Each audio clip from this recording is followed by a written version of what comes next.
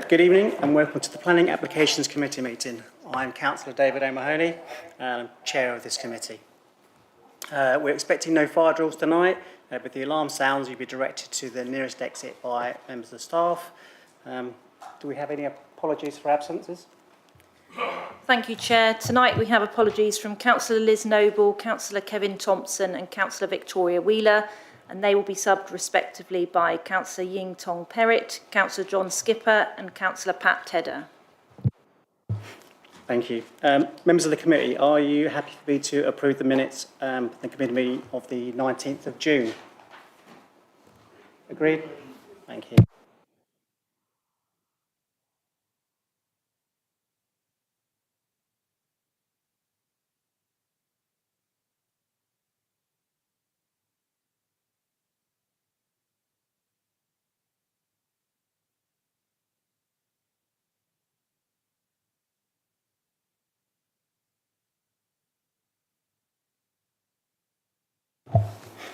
Do any members have any declarations they need to state before we start this evening?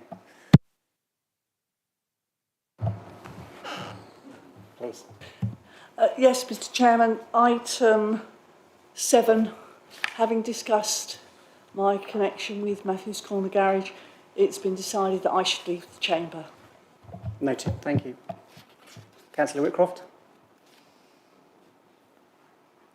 David. Thank you, Chair. Two declarations, actually. I've had various emails, letters, correspondence from the applicant, and I attended the site visit, a number of other members yesterday, and I should declare a non-pecuniary interest insofar as I live in a retirement estate. All of this applies to item 6, I think. Yes. Thank you. So, with other members? Oh my gosh. We'll start at the back, just work along. Councillor Whitcroft. Thank you. I think there could very well be a blanket declaration for St Catherine's Road. I literally the same emails, letters, telephone calls, 2 site visits in my case. So as I say, I think that's possibly a blanket one for that. Same for you? Okay. Councillor White. Ditto all of that, and I don't know whether it's relevant now, but 42 the High Street, the landlord used to be, the landlord that used to be there is a councillor, but he has now left the building. So.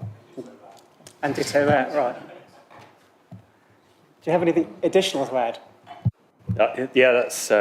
I've got the same for number 6, site visit and the emails, but also number 7. I've had the emails and been stopped in the street by both sides of the applicant and people opposed to it. Thank you very much, Councillor. Are those noted? I'd just like to remind members tonight we have a very packed agenda. If you could make your questions to the point, succinct. But before we progress, I would just like to thank Gavin Chinner, who's having his last, very, very last planning committee meeting in Surrey Heath, and he's very sad about it.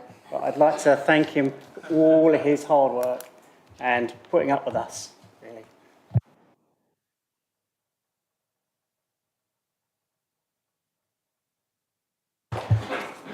Thank you, Chair, for that. It's been a really good 4 years at Surrey Heath. I'll miss all the councillors, previous and present at Surrey Heath, and I wish you all the best with LGR and the future plans for the council, really. But it's been really enjoyable joint chairing with the chair of this planning committee, really. So I wish you all the best for the future. And yeah, that's it from me, really. Thank you. Without much more ado, first up is item 4. We've received no questions from members of the public.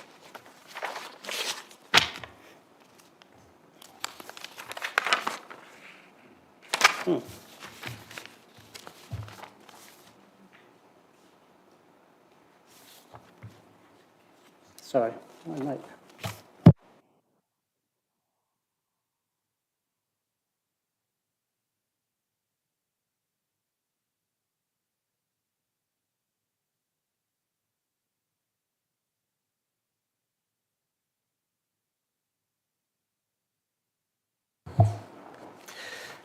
Moving on to item 5, enforcement on the report. Julia. Oh, sorry. It's just too big. Would you like to present your presentation? Thank you, Chair, and good evening, councillors and members of the public. So, reporting for the first quarter of financial year 25-26. During this quarter, we received 44 referrals, which is a slight increase of 3 from the previous quarter. Members will note the spike in cases relating to St Michael's and Parkside wards. This is due to an influx of referrals relating to estate agent boards and banners. During quarter 1, we issued 2 formal notices, a breach of condition notice at Lancashire Equestrian Centre in Chobham and enforcement notice at Clues Lane Nursery in Bisley. The public inquiry relating to Hillings Nursery concluded on the 14th of July. We're due to receive the decision by the 29th of August. The enforcement notice issued relating to unauthorised gypsy traveller pitches at 154 Guildford Road was quashed and planning permission was granted for 2 caravans for residential use. Irrespective of the decision made by the planning inspectorate, relating to these 2 sites, it brings the outstanding matters to a much welcomed conclusion, enabling resource to be directed to other high-profile cases throughout the borough. Thank you for your attention, and I'm happy to answer any questions you may have. Members, do you have any questions? Julia, thank you very much for your report and your earlier presentation. Thank you. Thank you. Now on to item 6, the first planning application, which is Leon St Catherine's Road in Frimley. Neville, would you like to introduce the application, please? Thank you, Chair. This application relates to Lowen on St Catherine's Road and comes before us today as it constitutes a major development. I would direct members' attention to the update sheet where there are minor updates to report.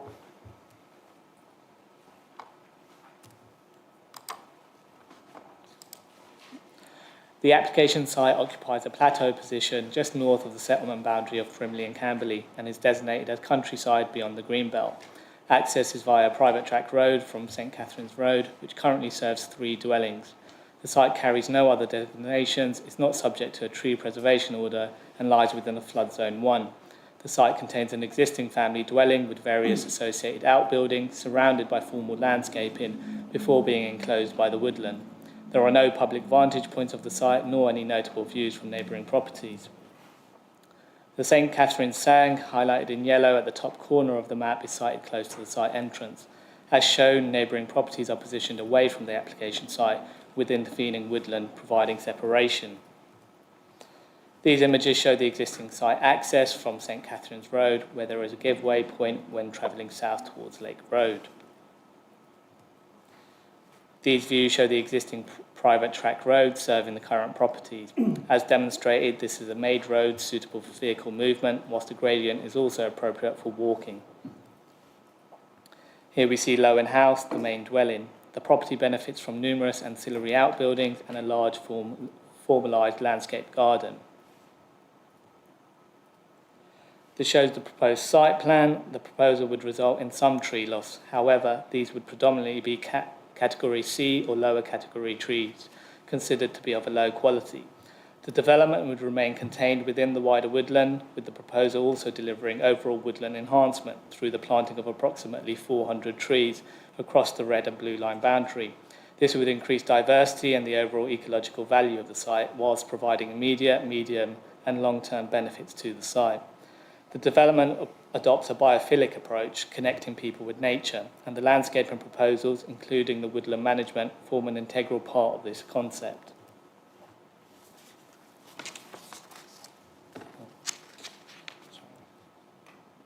In relation to the neighbouring properties to the east and west, there would be a minimum 40-metre separation distance between the site boundaries. Due to the site's topography and intervening woodland, there would be no significant views of the development from these properties. These examples show the types of dwellings that would be provided on site. All dwellings would be between 1 and 2 stories in height and would incorporate a range of sustainable features, including PV panels, green roofs. The dwellings would be constructed using modern methods of construction, being built off-site, thus reducing overall construction duration and development impact.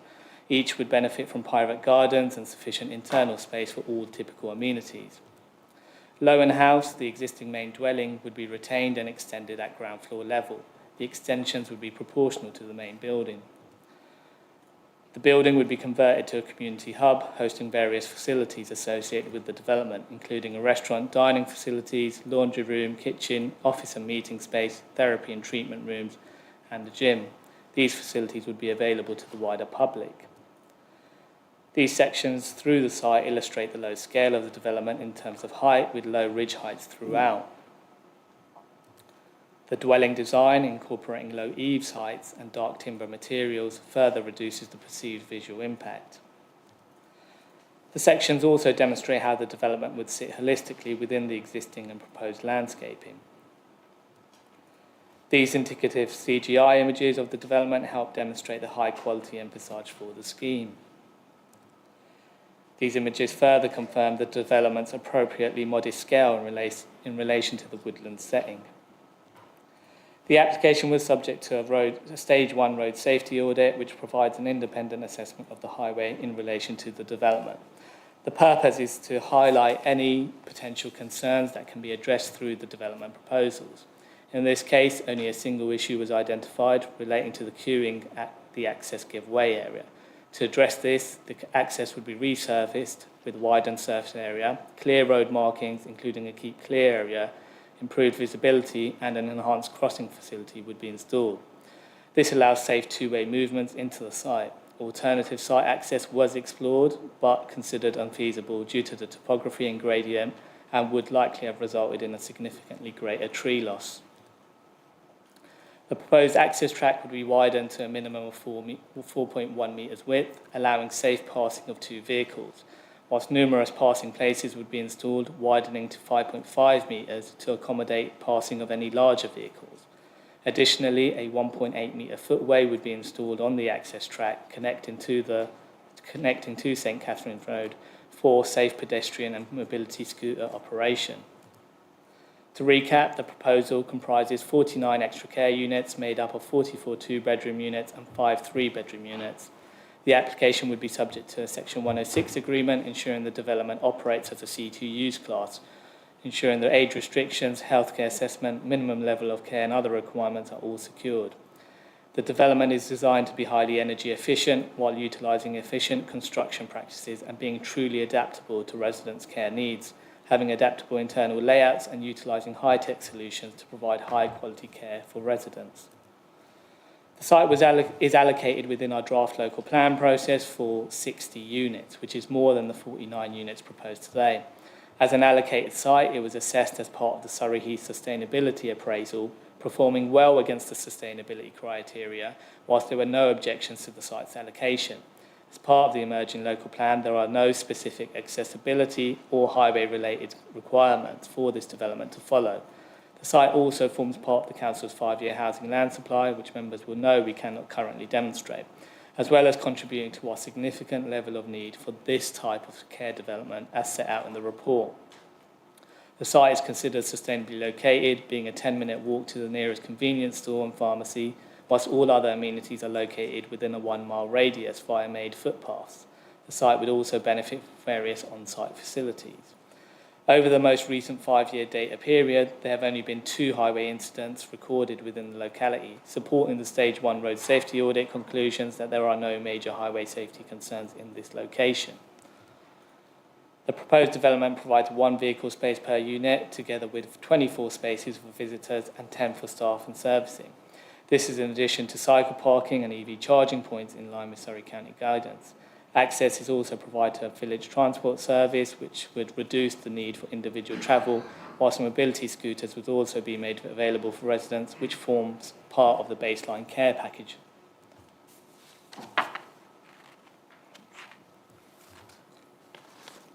In considering the TRIP impact, utilising TRICS data for similar developments, it is anticipated that the proposal would represent less than 4 and 9% of total cars during peak hour traffic. It's also worth noting that peak traffic for extra care development is typically between 10 and 11 a.m, where residents aim to avoid the typical rush outside of school drop-off hours and when traffic movement is typically lower. A travel plan encouraging sustainable modes of travel is also to be secured by planning condition. Construction traffic would be subject to a construction management plan, ensuring no deliveries during peak hours and school pick-up and drop-off times. No objections have been raised by county highways. As set out in the report, the proposal would result in a high-quality development, not only in its architectural design, layout and appropriate scale, but in respect of its sustainability credentials in construction and during the operational phase. The proposed tree loss would be largely restricted to lower quality trees, with all Category A trees retained. To mitigate against the tree loss, additional planting would be provided, particularly to the woodland, which would be enhanced to provide biodiversity net gain benefits in excess of requirements. The proposal would result in no significant harm to neighbouring occupier amenity, owing to the large separation distances, intervening woodland and the scale of development, whilst there would be no views from public vantage points. It would therefore be considered acceptable in character and appearance, amenity and all other regards. To summarise, the proposal concerns an allocated site within the draft local plan, where the site is earmarked for extra care development on this brownfield site, whilst it currently forms part of the Council's 5-year housing land supply. No accessibility, sustainability or any other concerns have been raised as part of the draft application. Paragraph 11D of the NPPF is engaged as the Council is unable to demonstrate a 5-year housing land supply, and therefore there is a presumption in favour of granting permission tonight unless the adverse impacts significantly and demonstrably outweigh the benefits.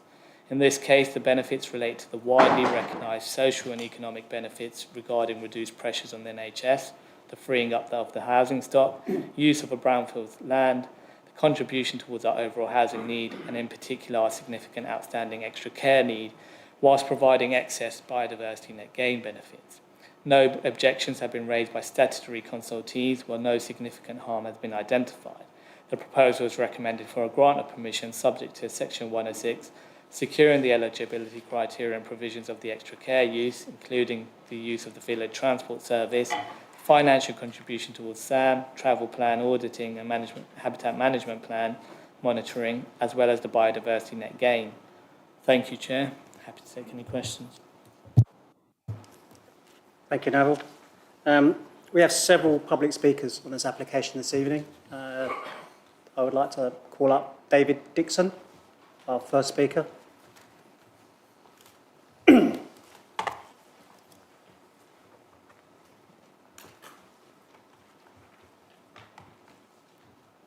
Mr. Dixon, you have 4 minutes to speak.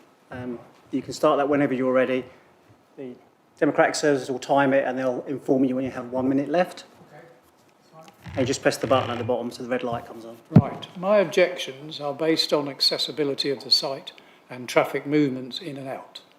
Looking at the case officer's Neville Ryman's recommendation to the Planning Committee, I find it surprising that none of the 47 issues raised by objectors has led to a recommendation for deeper assessment, section 6.2. All of the issues have been dismissed by quoting standard off-the-shelf documents rather than a realistic assessment, or simply taking the views provided by the developer. For example, paragraph 1.6, the associated trip rates are not considered to result in any significant increase in the number of cars onto the public highway.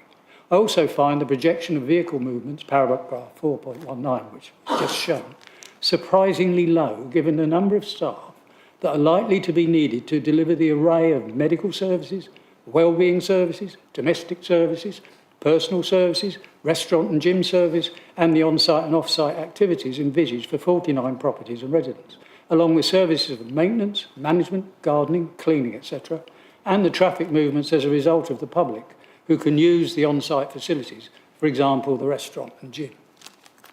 I think the single lane track, which provides access to the site, could pose problems, particularly with the electric gates, as vehicles could be forced to queue before entering.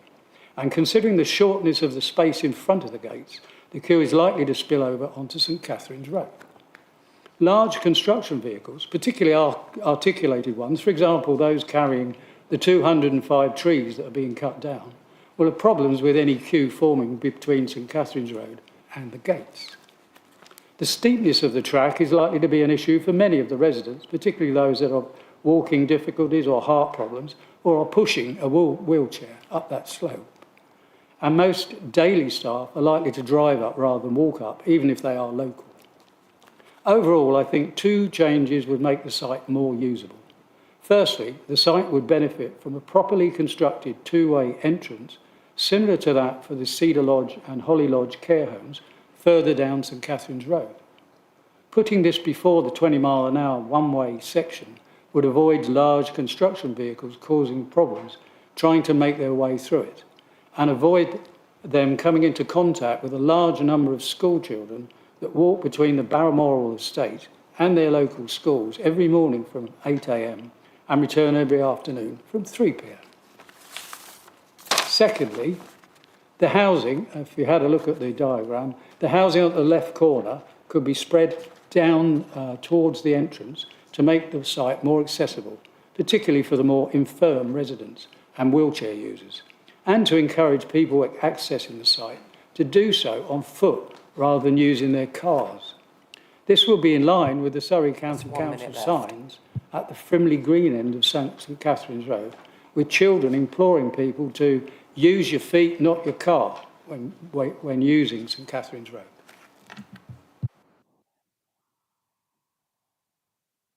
Have you finished, Mr Dixon? Thank you very much. Members, do you have any questions of clarification for Mr Dixon on what he's just said? Thank you very much for coming, Mr Dixon. And I'd like to call up the second public speaker in opposition to this application.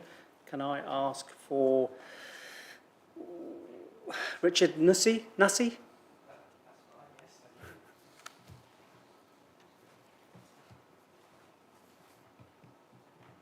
Mr Nussey, same as previously. When you're ready, your time starts at 4 minutes. You'll be advised when you have a minute to go. Thank you for letting me speak on this this evening. I've lived in Regent Way with my family since 1982. This is only a few minutes' walk from the development site. When my neighbours and I found out about the proposed development via our WhatsApp group, everybody said, "Where is this place?" On finding out the proposed location, there was universal disbelief that such a site could be chosen for this development. I therefore wish to strongly object to the proposed development at Lowen because of the location. I was initially attracted to the idea of living in a retirement village, something we'd not thought about before, and I said to my wife that we may prefer to move to one at some point. We like the concept as we get older and being of a certain age. However, the limiting features of the proposed site at Lowen means we wouldn't choose this one. The proposed retirement community will be quite remote and unconnected with the wider community of Frimley around it. Because of the remoteness, many of the Lowen residents will have to resort to using their cars to make even short journeys. This will increase traffic on St Catherine's Road, which is narrow, not fully lit, and does not have continuous pedestrian footpaths. The access road up to the development is quite steep and not suitable for anyone with even a slight walking impairment. And in the words of the council's own response to the development, quote, "It is recognised that the surrounding highway network may not always be suitable for the future residents of the area to walk." The site is probably not accessible by anyone in a wheelchair. The proposed connection to St Catherine's Road is considered by residents to be unsafe, and we take issue with the fact that the County Highways Authority considers the proposal to be acceptable in relation to access, siting and impact. Access to the site from St Catherine's Road is to be via a shared triangular parking space used currently by the public when visiting the Sangs on St Catherine's Road and by other agencies such as the MOD Land Agent, British Telecom, SHB maintenance teams. If this area is to be the new access driveway, this represents a loss of amenity to the local population. Exit from the site by car to Frimley Green is by left-hand turn round a blind bend onto a one-way section of St Catherine's Road. This can be seen on the developer's own access arrangement drawing. This raises serious concern over safety. The siting of the entrance to the development also raises many safety concerns for the morning and evening when a large number of students make their way along the narrow pathway on St Catherine's Road to and from local schools. The impact of the development on the safety of St Catherine's Road has been underestimated due to the use of poor quality traffic data. The developer's own measurement of existing traffic flow gave a morning peak flow of 104 and 102 and an evening of 43 and 50. We question these figures and note that the developer's survey was done in June when a lot of children would have completed the end of year exams and no longer been driven to school. A survey in Regent Way, which joins onto St Catherine's in 2019, for comparison shows vehicle numbers between 2 and 4 times bigger than those provided in the transport statement. We therefore question the safety assessments which have resulted in the choice of the site access onto St Catherine's Road.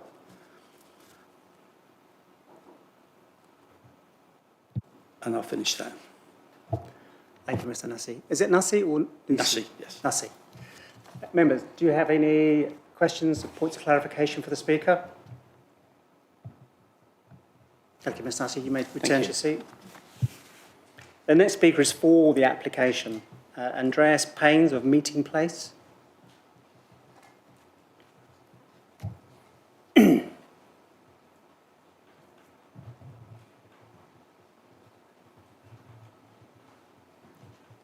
Mr. Paynes, I'm sure you've done this before, but you have 4 minutes to speak. You'll be reminded when you have a minute to go. And start when you're ready, please. Thank you, Chair, and good evening, councillors. Thank you for the opportunity to speak today on behalf of Sage House, the applicant for the planning application in front of you. In addition to being a comms consultant, I also happen to be an incumbent councillor and former chair of a planning committee, so I'm more used to sitting on your side of the table, if I'm honest. This proposal represents the culmination of careful planning, meaningful engagement and a shared vision for what the future of retirement living in Surrey Heath can look like. I'm pleased to confirm that the application has received a recommendation for approval from planning officers following a constructive and collaborative process.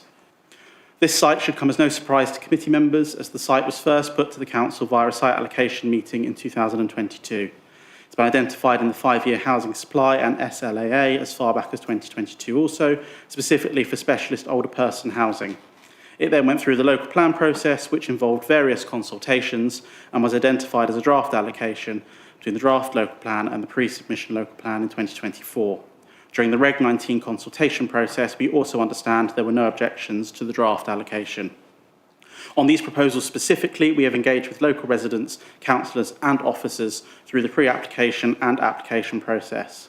We've listened to feedback, responded transparently and made improvements accordingly.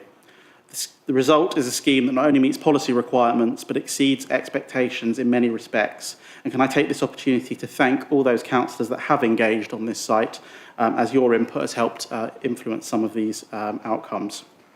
This is not a standard residential development on this underutilised draft allocated site. It is a purpose-built integrated retirement community of 49 extra care bungalows and cottages exclusively for the over 65s, delivered with great sensitivity for the natural environment on a site allocated in the draft local plan as HA1. This specialist housing is designed to help people age in place, safely, independently and with dignity. Each home has its own front door, private garden and adaptable designs that involve with residents' changing physical needs. On-site services delivered via a central community facility will include 24-hour care, a wellness centre, restaurant, social and treatment spaces and a mobility-friendly layout. This is not your standard retirement apartment in an urban location. The focus is centred around a wellness-based community for the elderly in a peaceful, healthy environment and the benefits of what is known as biophilic living, that being an approach to design and lifestyle which emphasises the connection with nature.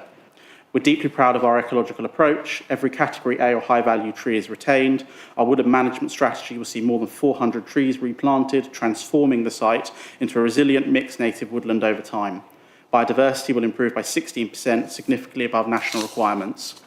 We're also embracing low carbon living. Each home will be built by modern methods of construction, powered by renewable energy. Solar panels, heat pumps and mechanical ventilation will reduce residents' energy bills by up to 80%, while cutting embodied carbon by over 50%.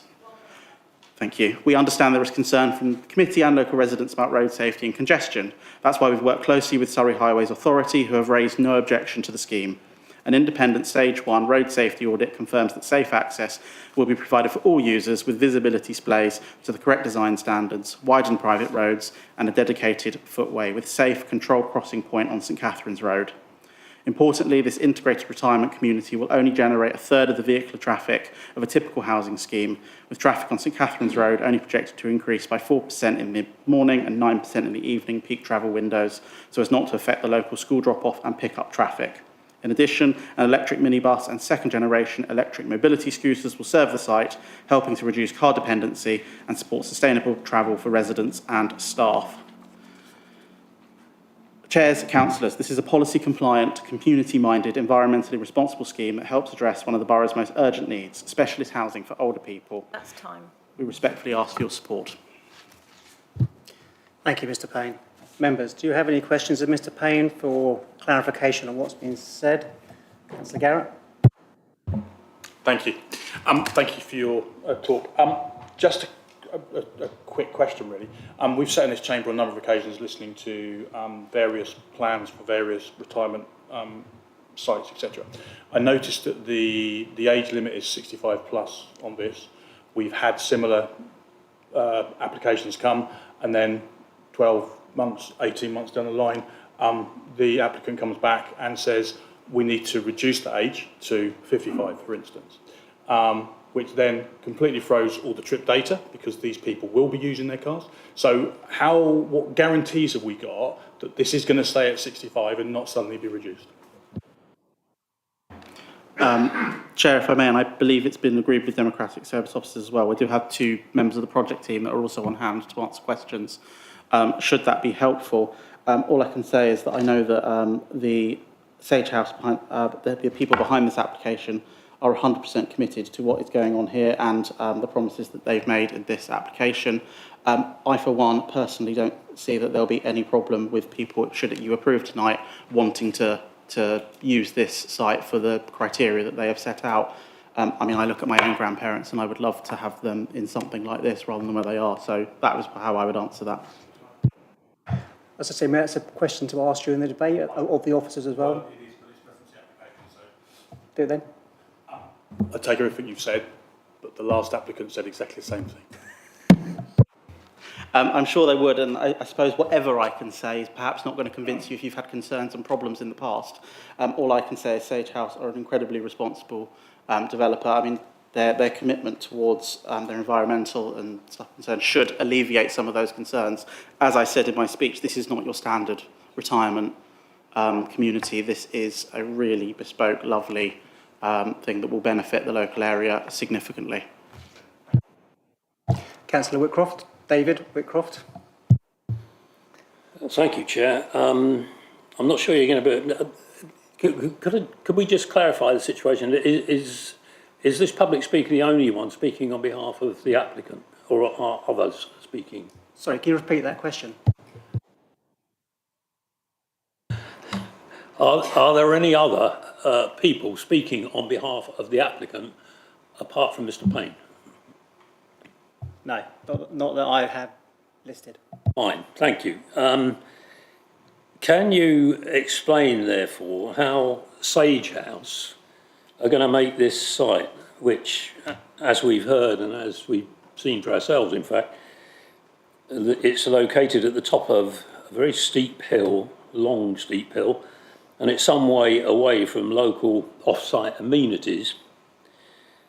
How are they going to make that sustainable as homes for some 80 to 90 people, age 65 upwards,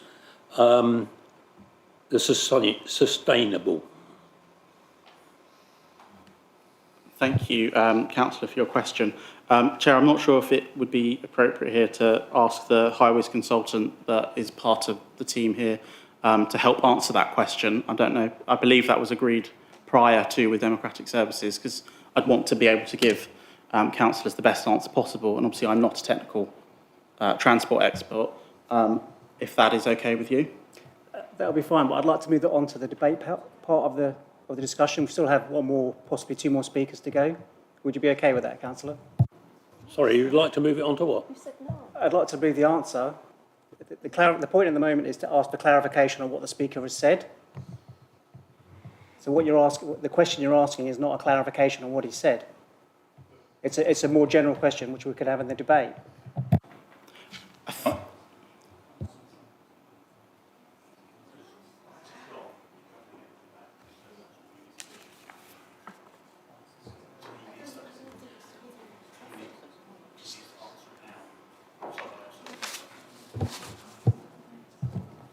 Sorry, Councillor, I may have misunderstood your question.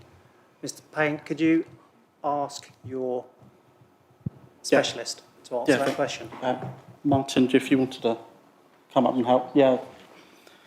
I mean, while Martin comes up, I would draw attention to the fact that the electric minibus and the second generation mobility scooters will massively help with the sustainability of the site. And I'm sort of helping to fill time while Martin helps to answer that question. So we're not sort of sat in awkward silence. But I think, Martin, if you wanted to expand on some of the bits I've said to... Sure, yeah, and just introduce myself. Martin Orland, Director of Stuart Michael Associates. We're an engineering consultancy. I've been transport planner for 23 years. In terms of, sustainability of the site, that first and foremost, in order to promote walking, a new footway will be provided leading from the site down to St Catherine's Road. There'll be a safe crossing point there over St Catherine's Road. That has obviously been part of the independent road safety audit that was undertaken and deemed that that's a safe crossing point for pedestrians. In terms of additional facilities to try and encourage people to walk, cycle or take public transport. As my colleagues just said, there will be the on-site shuttle bus as well. So for joint journeys, such as to a supermarket nearby or to the church or other venues or to the town centre, that's something that can be utilised by multiple residents all at once. So you're not having 4 or 5 independent journeys from individual residents that are making that trip. Equally, I think the on-site communal facilities that are going to be proposed on site in terms of the laundry and gym and other communal areas, that's something that obviously negates the need for people to travel in the first place. Does that answer your question, Councillor? Okay. I could probe that, but I'll leave it for later. I have another question. Mr. Payne mentioned the driveway into the site in his presentation. And the question I have is, would the developer be prepared to investigate, possibly in conjunction with the council, the possibility of providing some parking spaces at the end of the drive, i.e. on St Catherine's Road, or the St Catherine's Road end, dedicated to the very many people who currently use the SANG. As those of us who attended the site visit yesterday would noted, there were 3 parked vehicles, even at 1 o'clock, for people using the SANG, who would be, as I understand it now, denied the opportunity to park under these proposals. I've just glanced over my shoulder and received the acknowledgement that I think the applicant Sage House would be willing to work with officers to look at something like that in the future, should councillors want to look at it. But I think for now, obviously, you've got the application in front of you as it stands, and in the future, could certainly look at exploring that option. It would obviously depend on Highways' views of having such a thing at the end on the highway. So I think it would require a lot more work, but the Sage House is open to exploring the option. Fine, that's all I asked for. I asked for an investigation, so that's fine. Thank you. Thank you, Councillor. Councillor Ying. Sorry. Just to follow up on Councillor Whitcroft's a speech about this, I'd like to know, so if you're saying that, so as he said, there's a steep hill. I haven't been there, so I'm just basing on what he's saying. And you're saying that you're assuming that all of them, when they move in, they would be in possession where they can get as a second generation mobility scooter. And what if they do not? And I've been very ill and I had mobility issues before. And I can understand that if I have to walk a steep hill, it's going to be difficult, let alone someone over 65 with mobility issues, and you're telling them, oh, we encourage them to walk. So this, I feel that, isn't that, just defeats the whole purpose.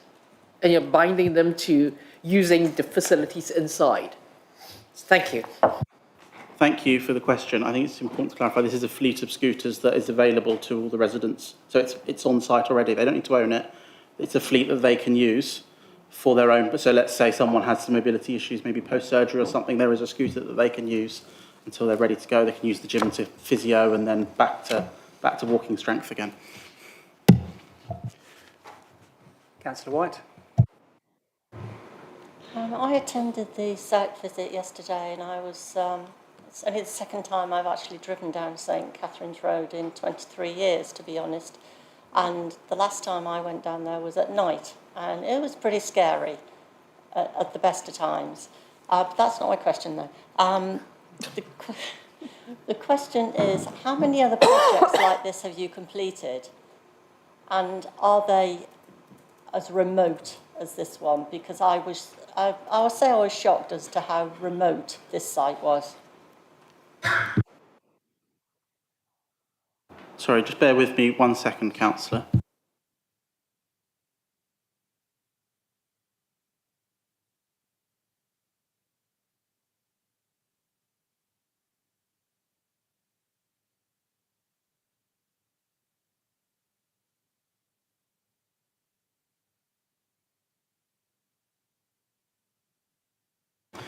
So all the sites Sage House worked on are in similar locations, and the planner, who just whispered in my ear, has worked on 20 such sites over the course of his time doing this. I hope that clarifies your question. Yeah, but are they as remote as this one? Are they as far away from a village or a town centre and accessibility difficult? I can't answer to the exact specifics, and of course it would be remoteness, I would say, in this case is probably subjective. What one person might view as a remote site, others would view as a less remote site. So I can't answer as to the specifics of that, I'm afraid. Councillor Helen Whitcroft. Thank you. My question actually carries on pretty much from Councillor White's question. Insofar as yesterday when we were at the site visit, we were discussing the bus that was available for residents to use to the various local amenities. And if I understood correctly, we were told that, when I actually asked a question about the availability of the bus, and we were told that it would be available for individual residents as and when they wanted to make these trips. Yet when you were talking a minute ago, you said that it was going to be group things that could be arranged. Please would you confirm which of the two it is?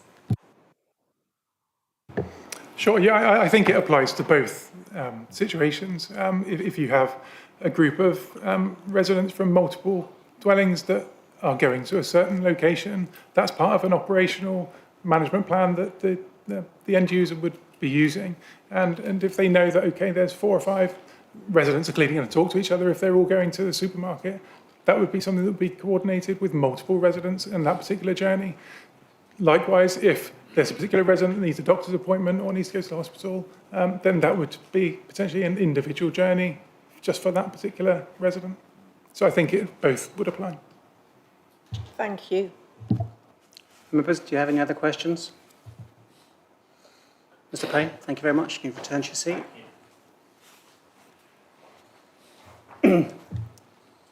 Members, we have Councillor Alan Ashbury has requested to speak on this application. Councillor Ashbury, you have 8 minutes. You may start whenever you are ready, and Democratic Services will time you down. Thank you, Chair, and thank you for the opportunity to speak this evening. I'd like to thank Mr. Rahman for his presentation detailing the application and giving us an idea of what the access to the site will look like in particular. I'm here this evening with a couple of hats on. I'm a ward councillor for Frimley, and a number of residents wrote to me when this application was made and asked me to raise their concerns about this development.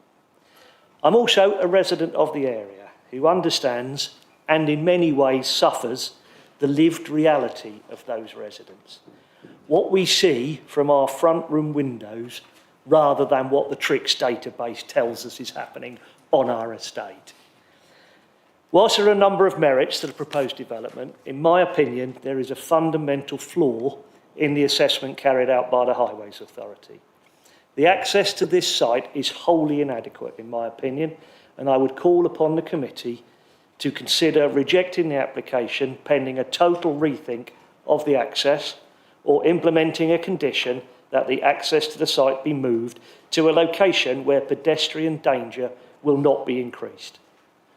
Like a number of you, I sat through a meeting earlier this week with officers from the Transport Planning Policy team from Surrey County Council discussing local street improvement plans. I quote, LSIs are defined areas that upscale the importance of places for people and rebalances the dominance of vehicles against other road user groups. LSIs will introduce street infrastructure that will encourage walking, wheeling and cycling, especially for local trips.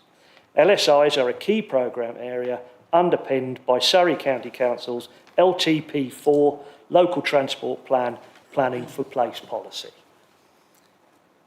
The development and the assessment of the Highways Authority this development and the assessment of it by the Highways Authority does nothing to look at the issues raised in their own policy.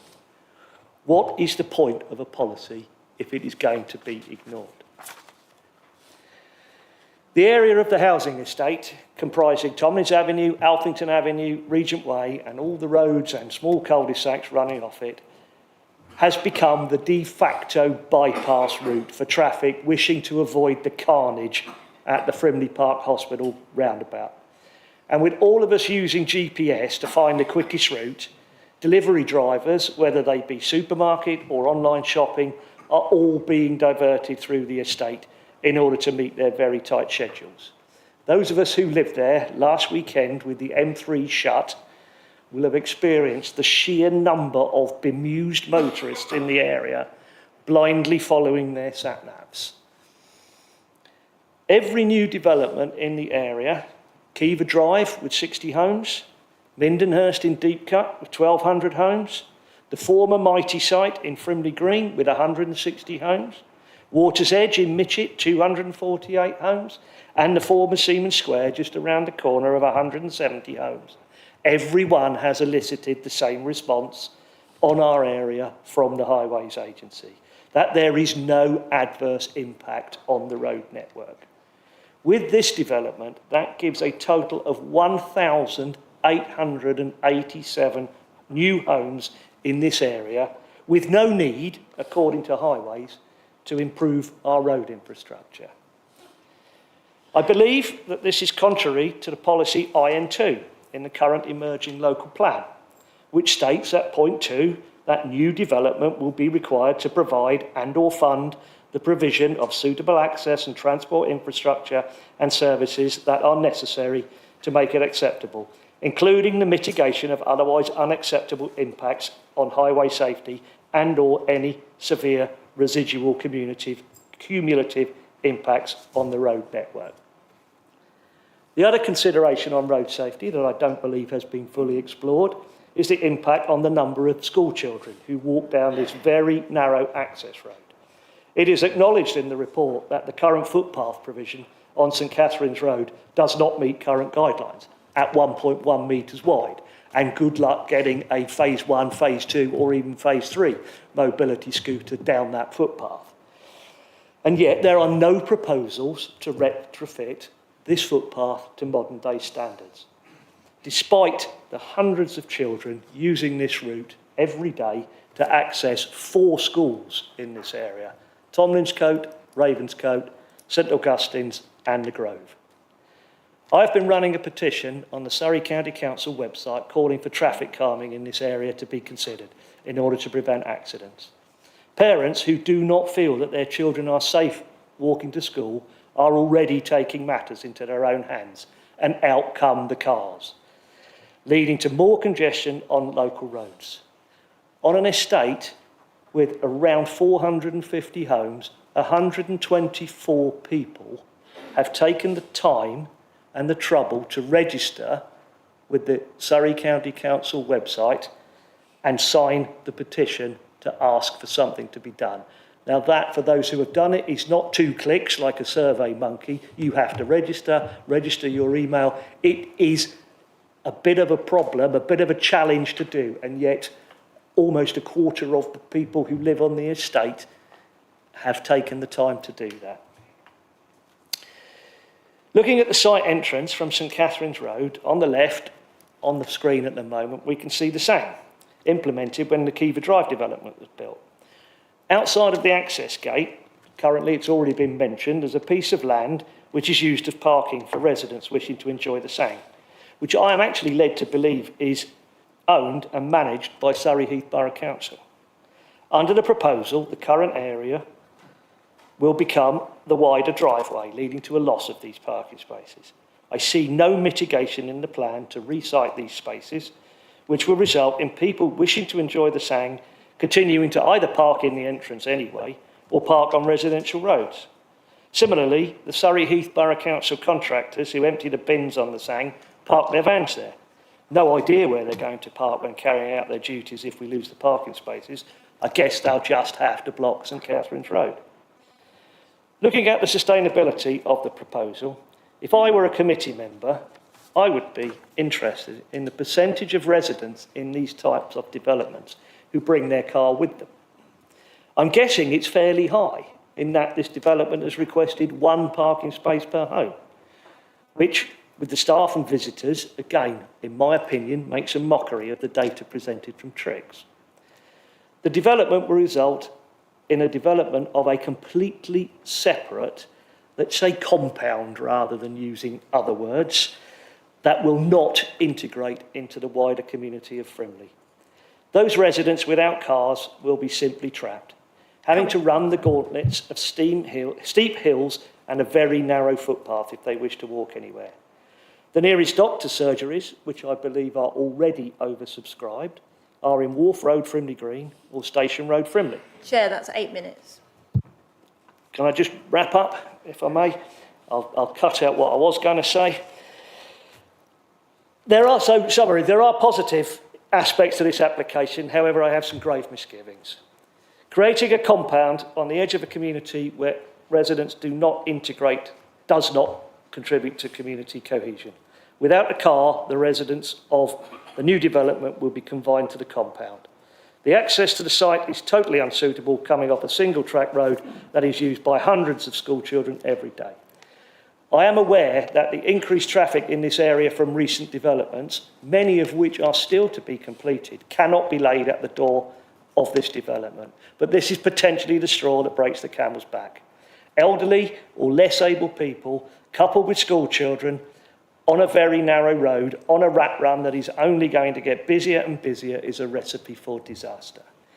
If the committee are minded to grant, in line with the officer recommendation, can I ask that they consider imposing conditions that either move the access away from this inappropriate junction or somehow impress on highways the need to urgently fix this area before someone, probably a child, is seriously hurt or worse. Thank you. Thank you, Councillor Ashby, for your statement. Democratic Services, do we have any other councillors speaking tonight? No, Chair. Thank you, Councillor. Members, we'd like to discuss, debate the application, ask the officers any questions you may ask. Councillor David Whitcroft. I'm sorry, I thought you said there were some other speakers. Oh, right. Oh, okay. This, I've listened to public speakers who essentially have confirmed a number of the concerns that I've got. Equally,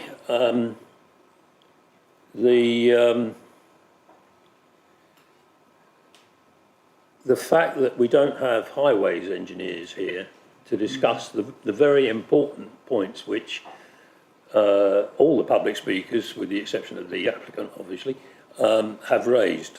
I would like to ask the question as to whether it would be reasonable for us as a committee to defer this item to a time when the Surrey County Council Highways transport engineers can be present to address the concerns which have been raised, which are very real. But at the same time, we do have to accept the fact that the professional advice currently stands, and that would be very difficult to overcome in any appeal which might take place on this site, in my opinion. Can I have a view from the officers about my suggestion of the possibility of a deferral, please? Thank you, Chair, and thank you, Councillor Whitcroft, for your question. I think members have to make a decision, if they can, based on what's in the committee report tonight. It's unfortunate Surrey County Council can't be in this chamber tonight to answer your questions, but are there technical questions which you feel are not covered in the report, which officers can't answer on behalf of members tonight? I think that's the question I pose to you, Councillor Whitcroft.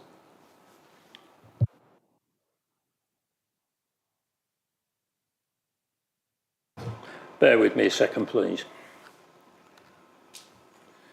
I'm looking now at page 16, 5.1 on the agenda item. County Highways Authority raised no objection on grounds of highway safety, access, impact on the highway network or sustainability grounds. No further information required outside of conditional detail. And then go on to deal with those details. Unless we've got officers here tonight who are able to express a professional view on the County Highways Authority's statements there, it's my opinion that we're not in a position to discuss this, because real doubts have been raised and questions asked about the access issues in particular, and they need to be dealt with with the greatest respect by properly qualified professional traffic engineers. And I don't see any of them sitting here at the moment.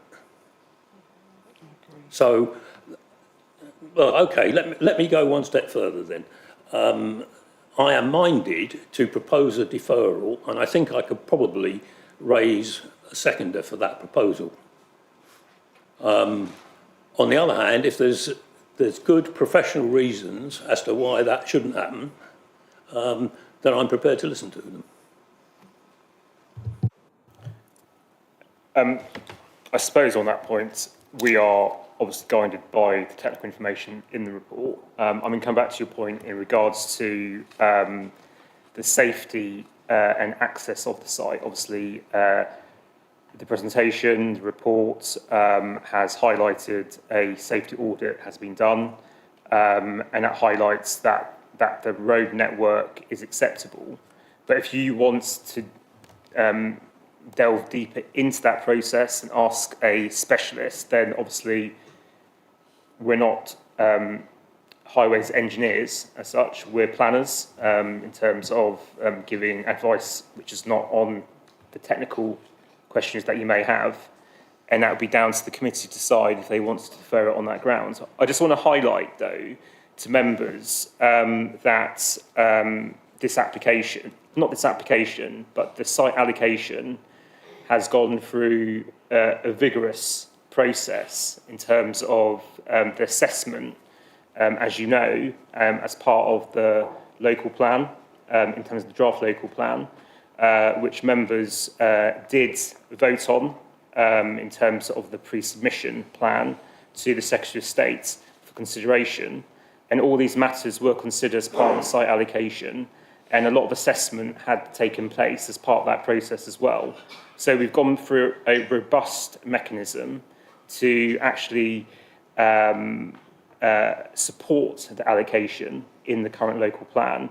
So if you feel we don't have the adequate information following that assessment and following assessment by the applicant in regards to the in terms of this application, and if you want to defer it, that would be down to members to decide tonight. Thank you, Chair. Please. I take the point, and obviously it is the case is made for the application to be approved in many ways. The point you mentioned about the allocation, however, with great respect, I have to say that at that time, 3 years ago, it was a different council. And more importantly than that, the detail which is now contained within this specific application was not available at that time. The other point about this is that I think both residents and members are entitled to understand the thinking behind the position that the County Highways Authority has taken. And I think in particular that applies to local residents who clearly have major concerns about the highways issues.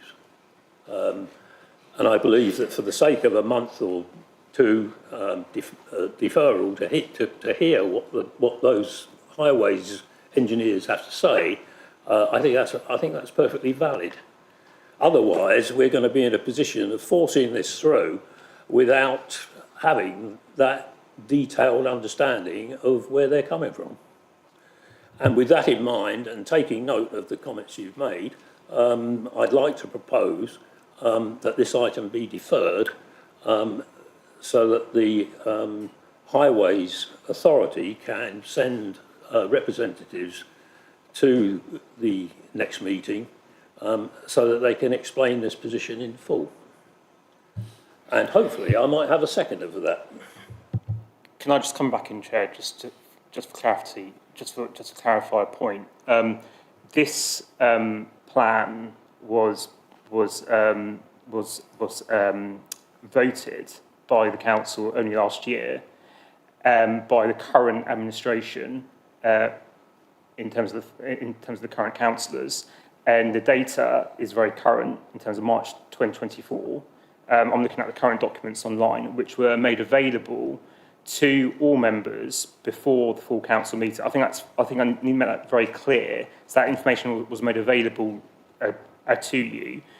And also, there's been numerous meetings with members through the working group, working very collaboratively with our planning policy team over numerous years, and this basically came to fruition in terms of endorsing and supporting this allocation. So I just want to clarify that point. It was actually endorsed by this current council only recently last year. Councillor Whitcroft. Thank you. Just to clarify that, I was under the impression that you'd said that this had been determined in 2022. So if I misunderstood that, that's my fault and I apologise. But that was my understanding of what you said. Nevertheless, the full detail of this planning application was not available at that time. And I still think it's relevant and correct that the position of the County's Highways Authority is made clear to this committee and to local residents who've taken the trouble to, as we've heard, both sign petitions and turn up this evening to listen to this discussion, I think it's perfectly reasonable for them to hear that exclamation from the horse's mouth, as it were. So I have made a proposal. If nobody wants to second it, that's the end of that. So that proposal stands. Thank you. Thank you, Councillor Whitcroft. Just one last point. It's not really a point, really. If members feel they don't have the appropriate information and they want the appropriate officers in the room to answer the questions, then it's down to the committee to decide if they want to defer the item. All I can say is to the committee that we have the information in front of us, but if you feel that you don't have the information, then they will have to look at deferring the item to ask Surrey County Council to be in the room, in the chamber, to answer those questions. Councillor Whitcroft, does anybody else want to second Councillor Whitcroft's motion to defer?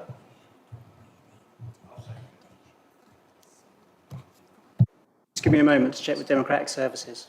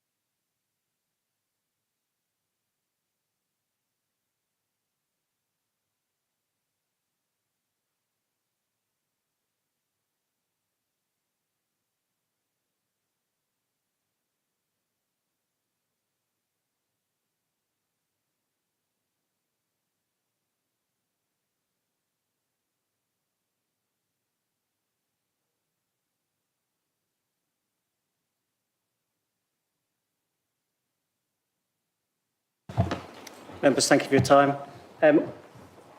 Democratic Services advised me that we need to proceed with the initial application. I need to know if anybody will be a proposer and a seconder for the officer recommendation. If there is no proposer or any seconder for the officer's proposal, then we can go back to the motion to defer the application. Is that understood? Councillor Quinn, you have a question? Thank you. Yeah, so just a few points. I'd say firstly to Councillor Whitcroft, it'd be good if there were specific questions that he wanted to ask County Highways, really to persuade me to be minded to defer. So rather than just saying, like, we hope they could be here to answer questions, is there anything technical that he'd like them to answer? And so maybe he can think about that towards the end of the debate. In terms of questions I want to ask, it's really to ask the officers about the weight that we have to give to this being in the emerging local plan. Because obviously to me, it seems to be that we've accepted the principle of development on this site that can't be disputed. And the inspector is not going to look very well on an appeal when this is land that we've agreed and accepted for development. And I think that's especially in the context of the comments made by Councillor Ashbury about it being a compound on the edge of a community. This is something that should have really been discussed when the local plan was being voted on before we agreed that this could be used for housing. And in my mind, you know, all the comments about access and traffic, it seems in the emerging local plan we actually agreed for more housing to be here. You said something like 60 houses in total, if that's right, when this is for 49. So actually we agreed for more, and potentially, you know, a future application could be for more, even more on this site than the applicant's proposing at the moment, and we'd have limited grounds to object. So those just some points. So I want some clarity on whether my understanding of the weight to give to the emerging local plan is correct. And then really another concern for me is obviously the parking spaces for the SANG. So are they owned by Surrey Heath? Is Surrey Heath effectively giving that land away for the access if we grant this application? So if you could have some comment about the officers from that, that would be helpful. Thanks. Thank you, Councillor. I'll pass that to the officers. Thank you, Councillor Quinn, for your questions. I think it's worth just highlighting in the committee report, section 9, on page 31, which discusses the overall planning balance and conclusion. Your first question should give significant weight to the site allocation. Yes, we should, because obviously we went through a process to actually allocate it, and also we've actually undertaken vigorous technical information to support the plan, to support the allocation. But also we need to assess it and balance it out against the overall balance and our overall need as well, which has come even more fraught in terms of our 5-year housing supply, and also the need for extra care units as well. And as you know, there's an unprecedented need for those uses. And 9.1 is very clear. Paragraph 11D of the framework requires grant permission unless any adverse impacts on doing so would significantly and demonstrably outweigh the benefits. And I think we've heard tonight from the officer's presentation that there are many of the benefits outweigh the harm of this scheme. So we need to weigh that up in the rounds. And giving our 5-year housing supply goes against us significantly as well. So answer to your question, we should give this quite a high weighting in terms of supporting this application. Sorry, Chair, can I ask for a point? Answer the question about the parking at the Sang. Oh, yes, sorry, yes. In terms of the parking at the Sang, I've been made aware that the Sang is bespoke and there's no technical requirement for the parking for this Sang. Chair, can I ask a point of clarification on my position? At previous planning committee meetings, councillors who are not on the committee, who were attending remotely, have been allowed to speak as part of the debate. Is that something that I am able to do as a non-member of the committee, but as a councillor of this council? Councillor, no, I'm afraid that isn't. That was clarified after the last incident. It was allowed 2 meetings ago when the Snows Ride discussion took place.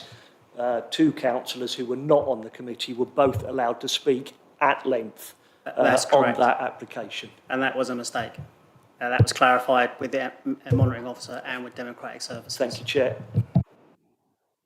Can I just follow up on a couple of points? So can the officers just confirm my concern that obviously in the emerging local plan, there's been more housing allocated to this site than the applicant's proposing.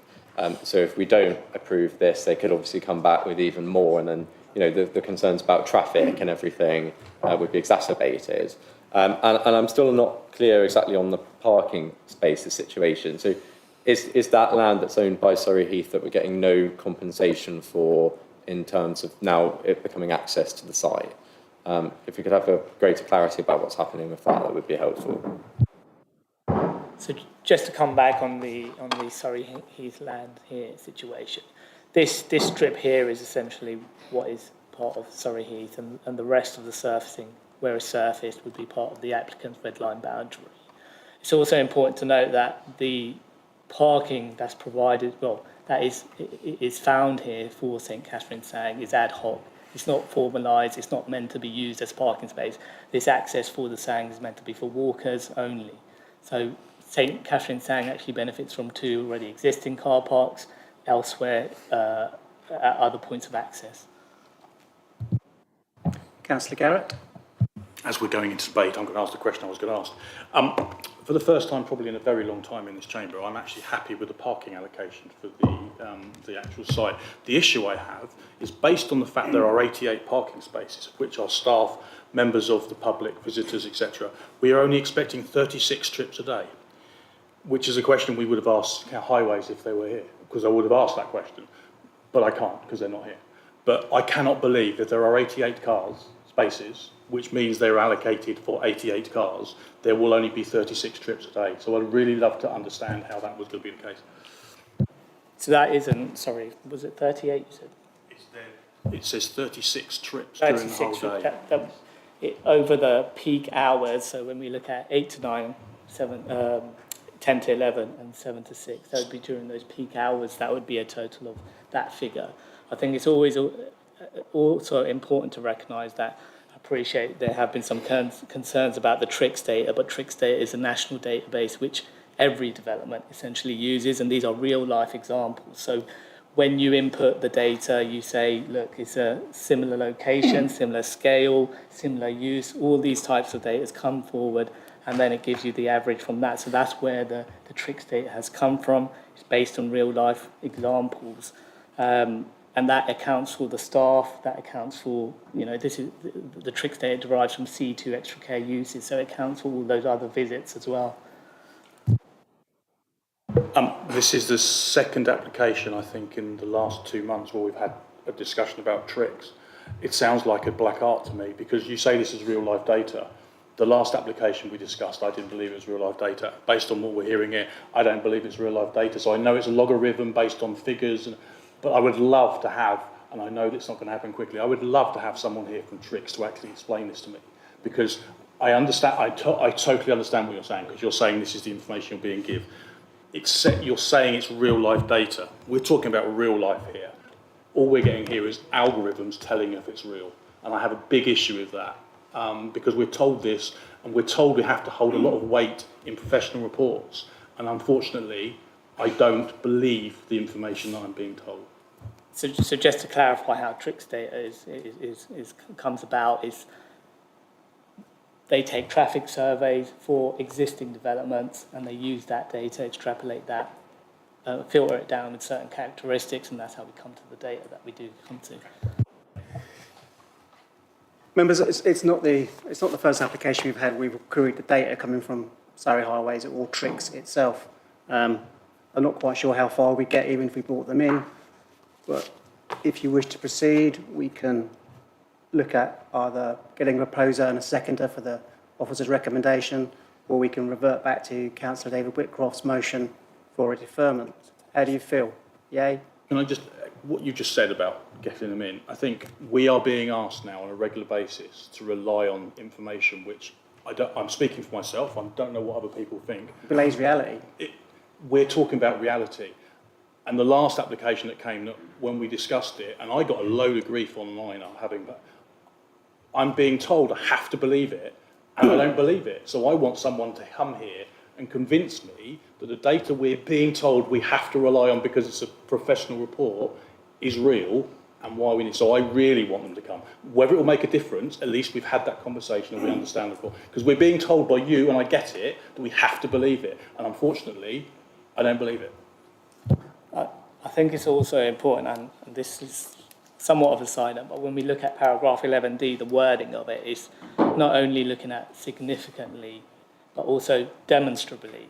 So if we were to query the traffic data, a national database which is used for essentially every major development, how would we be able to be demonstrating that we disagree with their figures? I think that would be a real concern for me. Councillor Quinn? Thank you. Sorry. Sorry, Jonathan, I'll come back to you. Councillor David Whitcroft, I missed your hand going up. I'm quite happy to give way to Councillor Teller, who's been bouncing up and down for about the last 10 minutes. Okay.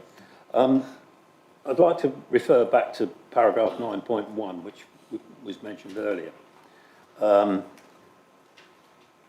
And it says, as we heard, the framework requires granting permission unless any adverse impacts of doing so would significantly and demonstrably outweigh the benefits when assessed against the policies in the framework.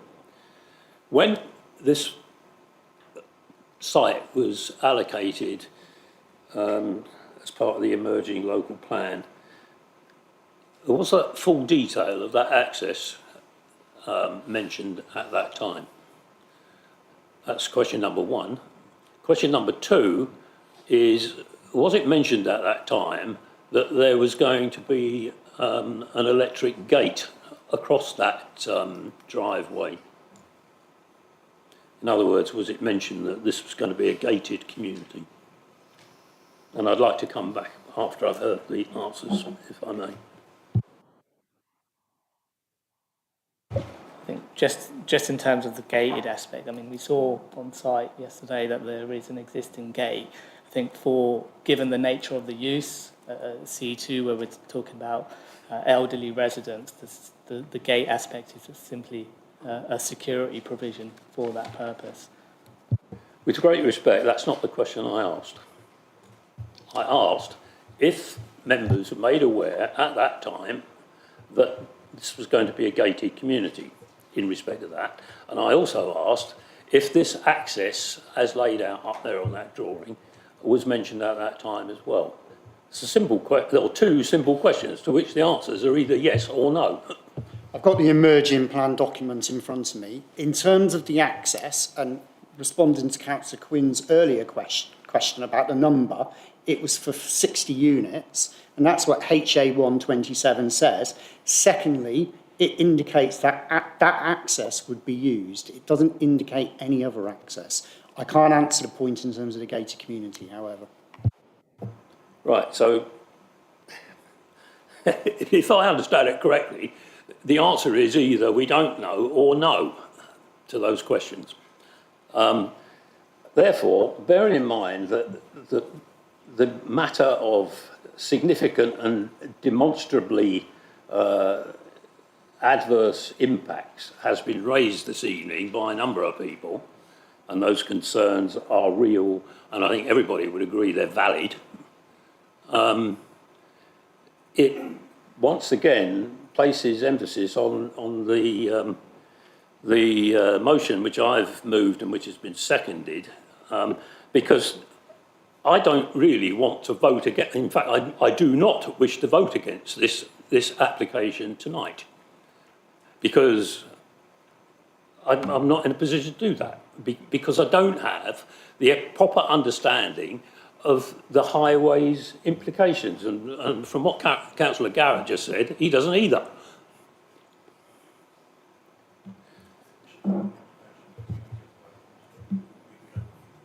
Okay, if from a procedural point of view you want to put this to a vote, then I'm not going to vote against it. Hopefully nobody will propose it and second it. If they do, then I personally, with great reluctance, will vote against it, because I'm not in a position to accept it tonight. I totally agree with you, but we need to get a list of questions of what to ask Surrey County. And from previous experience in this room, all they've come back with is that's what the computer says. They put it into tricks and it bounces back. And no one's in a position to actually query that national data set. Right, so had they been here tonight, had they not all been on holiday or doing something more interesting, watching the football, which is what I'd rather like to be doing, but anyway, leaving that to one side, if they could have been here, would we have had to have lodged our questions and queries in advance? Yes or no, please? I'll ask the officers to answer that. I think, as I've said numerous times in this chamber, if you've got queries in regards to a committee report, and when it's published, you can speak to officers in advance of the meeting. You can come to us. We have open channels in the planning department, and you can come and speak to us. You don't have to wait until the committee meeting to pose your questions. You can speak to officers. You can clarify the questions, and we could have answered any of your questions in advance of the meeting if needs be. I attended a site visit yesterday, and there were a number of questions associated with sustainability that I wanted to ask. I was told that it was not appropriate to ask them those questions at that time, that I should wait till this evening to pose those questions. Is that correct or not? It is correct by Mr Partington, I believe. I made it quite clear at the beginning of the site visit that points of clarification with the applicant you could ask, but any merits or considerations of the concerns, which is what we were going into, which is why I shut that down. And that was correct at that meeting. Councillor Tedder, you had a question? Yes, thank you. Just very briefly, I've got two, if I may. Very briefly, we had a huge debate at Snow's Ride, and this is exactly the same. And we voted against that one. And I think we don't get enough information, and it was apparent. I could list others, but I won't. And I think it's time we had Surrey County Council here to be accountable. But my question is, how is the council going to make sure that everybody living in this new development is going to be over 65? How are they going to regulate that in perpetuity? As part of the eligibility criteria that would be, which is secured as part of the Section 106 agreement, the minimum age requirement for any entry to this development would be 65. But the reality is that you find with these extra care developments of this model, that entrants are actually 70 and above, or 70, 75. No, my question was, how are the council going to ensure that people going into them are over 65 in perpetuity? Because you might have a 70-year-old with a nice 40-year-old wife. You would have a legal agreement. That legal agreement controls it, but you could have a monitoring mechanism within that legal agreement as well. And if they're in breach of what the legal agreement is, then that's your mechanism at a future date. So I ask again, so you're going to have monitoring, so how are you going to monitor it? Well, again, a legal agreement could include a monitoring mechanism which the council could then utilise at a future date if there was any issues on that site. So you're not going to monitor it, it's just another word in the thing. Okay, thank you. Councillor Quinn. Thank you. Yeah, I'd just like to say again to members of the committee, I've not heard any specific questions that they'd like to ask highway officers. I think, saying we'd like them to be at the meeting is not specific enough for me to agree to defer an application. It needs to be a list of, here are specific questions that our officers can't answer that we need County Highways to be here for. And unless I get that list, unless we hear that list, I can't support deferring this application because I don't think there's enough grounds for it. My question would be to officers, if the committee was minded to defer this application, would we be at risk of non-determination? I don't know what the timeline is for this application, if it's appropriate to delay it, if there's still time to determine the application within the set windows. But I'd like clarity on that, please. In short, yes, the applicant is in their power to actually do that. If we defer the item, they can go straight to appeal afterwards if they wish to do that. Sorry, so your answer is we're at the end of the window to determine the application now, so we're running out of time. We're not out of the window point, but it would be down to the applicant to decide if they wish to do that. It's their gift to do that if we don't make a decision tonight. But that's up to them what they do. And can we just for the open transparency for the committee, I assume that might have cost implications, obviously, if they did decide to pursue a case of non-determination. It's worth being aware of. Well, yes. I mean, obviously, there could be costs for the appeal. It depends which route they would go down, obviously, because obviously if they went through written reps, there's this officer time to actually go through that. Hearings, obviously, there might be some technical expertise needed, and also if you go to an inquiry, then obviously there's more expense for the council to spend in terms of barrister costs and things like that, really, going forwards. Councillor Ying. Yes. Got the wrong button. Just to check, you mentioned you mentioned about extrapolated data. So this fucks me up a little bit because I used to be an analyst. So just want to check with you. When you say this extrapolated data is from the county council, or is it from the developers, or from the borough council to begin with? Before I move on to ask you the next follow-up. It's from a national database. From a taking national on traffic database. surveys associated with real-life developments at the operational phase. So there's all the so-called weighted on the data between the other areas and Frimley. Would that be considered? Yeah, the so I weightage? mean the site characteristics that you can input, there's the scale of development that you could input, you know, how close is it to the settlement, etc. These type of characteristics, right. That would give you a list of a number of examples that are closely aligned with this type of development, and you would get the data from that essentially. Because we all know that, as analysts, we all know that extrapolated data is less than 50% accurate. And we sometimes call it, sorry, I'm just making a statement that we sometimes call it plucking the figures from the sky, because I've been an industry analyst for 20 years. Thank you. All I can say on that is it's a national database, as I say, that's used for essentially every major development, uses this database. Surrey County Council have raised no objections to the figures set out by the transport assessment as well. Okay, thank you. Do you want to say anything? No, I think it's just worth just to clarify some other points in regards to you know, the access and you know, the assessment which had been undertaken by the planning policy team during the site allocation in terms of the strategic land availability assessment.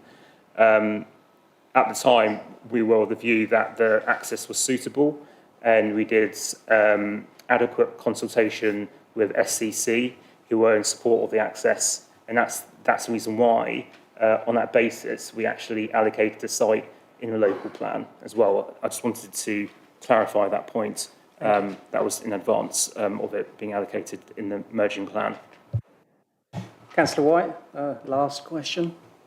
When the site was allocated, as you say, and it was originally suggested that there was 60 there, did you know, or did you even think that it was going to be extra care units and that would be that type of resident living there? Yes, correct. Yeah. Members, we have debated this at length. We really have two options available. Officer's recommendation on this application is to grant. Do I have a proposer and a seconder? Proposer Jonathan Quinn. Do I have a seconder? Seconder Mary Glewett. We could vote for those to pass this application, to grant.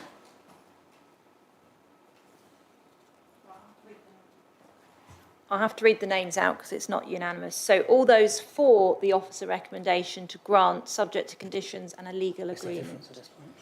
If you keep your hands raised, please. So we've got Councillor Mary Glowett, Councillor Jonathan Quinn, Councillor David O'Mahony, Councillor Richard Wilson. Anyone against? Councillor Ying Tong Perrott. Anyone else? And do we have any abstentions?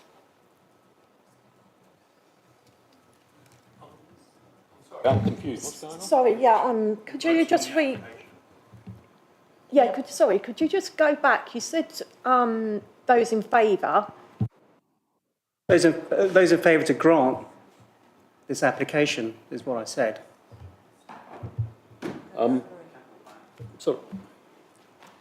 Sorry, can I raise a point of order? Of course.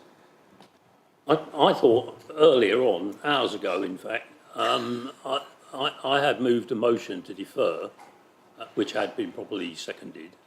What's happened to that? You did, and I did come back to you and said I was speaking to Democratic Services, that the procedure in place would be to first go through the application that the officers have said if we grant. If we don't have a seconder and a proposer, then it will go back to the members and we would go to your motion to defer, which is what I said.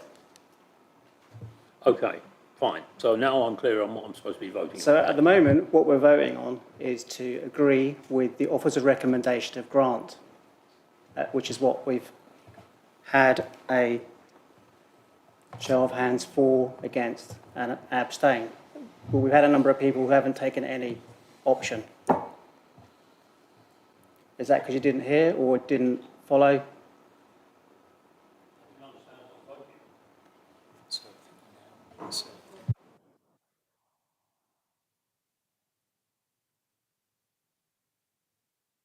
Yeah, perhaps we could propose that we start the vote again then.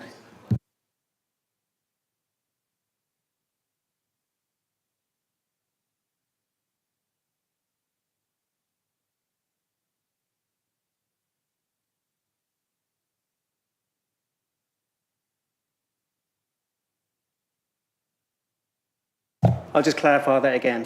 We've had a motion from Councillor David Whitcroft to defer. The Democratic Services say the methodology to go forward is that we vote initially on the officer's recommendation to grant. If I have a proposer and a seconder, then we can go ahead and vote on that. If there's no seconder and proposer, there is no vote on that, and we can go back to David Whitcroft's proposal or motion to defer. Our first vote in a minute that Jenny's going to ask is to go with the officer's recommendation of grant. So we clear? That's legal counsel saying do. If it's not clear. Yeah. The proposer and the seconder have voted. It's now who's voting for what for that particular motion. Okay, so we're just voting for grant. For, against, abstaining. Okay. So can we have a show of hands who is for this application? Right, so I'll just read the names out. For, we have Councillor Mary Glowett, Councillor Jonathan Quinn, Councillor David O'Mahony, and Councillor Richard Wilson. No. Any against, sorry. We've got Councillor Sean Garrett, Councillor Ying Tong Perrott, Councillor Pat Tedder, Councillor David Whitcroft, Councillor Helen Whitcroft, Councillor Valerie White. Any abstentions? Councillor John Skipper. Okay, this application has not been granted. That's it. Sorry, give me a moment.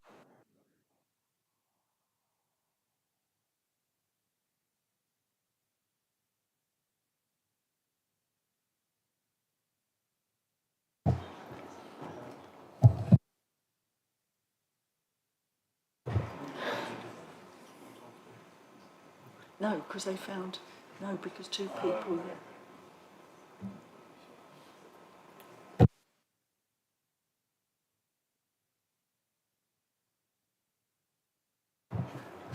Councillor Rifcroft. Thank you. I hope you're not going to ask me to provide reasons for refusal. No. We now go back to your motion to defer. Is that correct, Democratic Services? So you now go back to your motion to defer. Fine. Can I have a proposer and a seconder? I know we had hands up earlier, but let's cover all bases. So the proposer's Councillor David Whitcroft, and the seconder is, was that Councillor Pat Tedder? Members, could I ask you to show of hands for the deferment?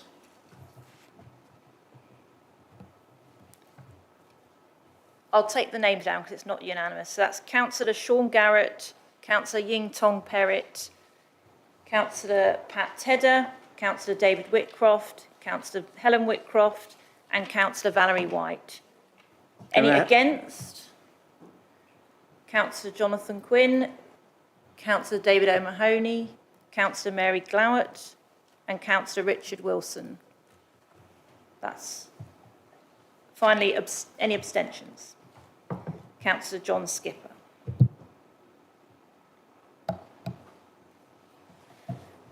Yeah, sorry, I missed Helen Whitcroft. Helen Whitcroft was for. And we had Mary Glowett, David Mahoney, Jonathan Quinn and Richard Wilson against. Yeah, so that's passed. So what have we got? So it's for the deferral. Yes. Yeah.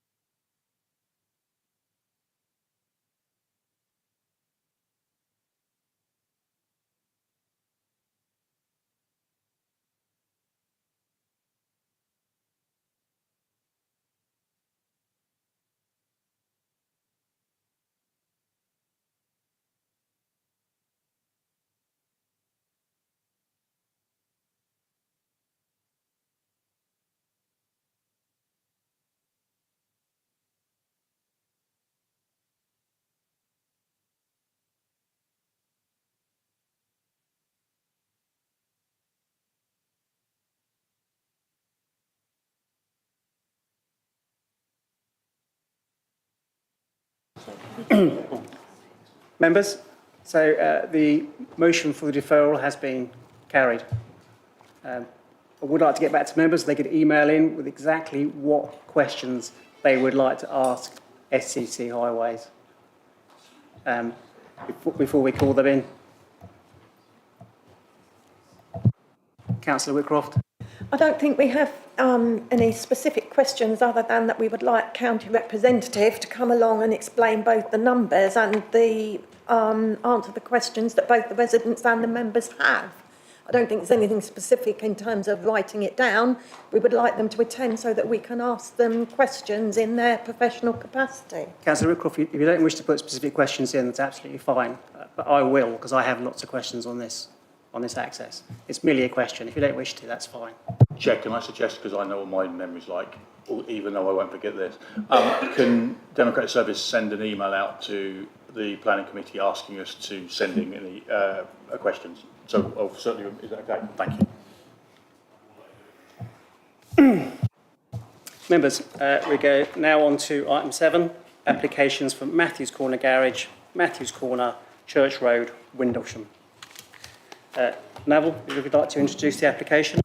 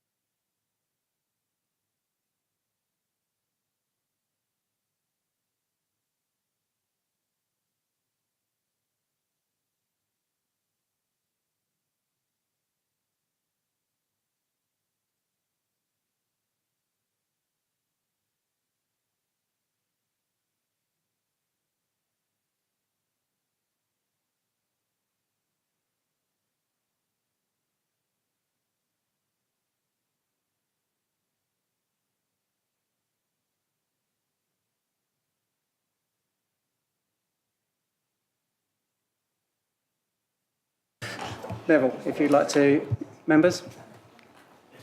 Neville, if you'd like to do the presentation, please. Thank you.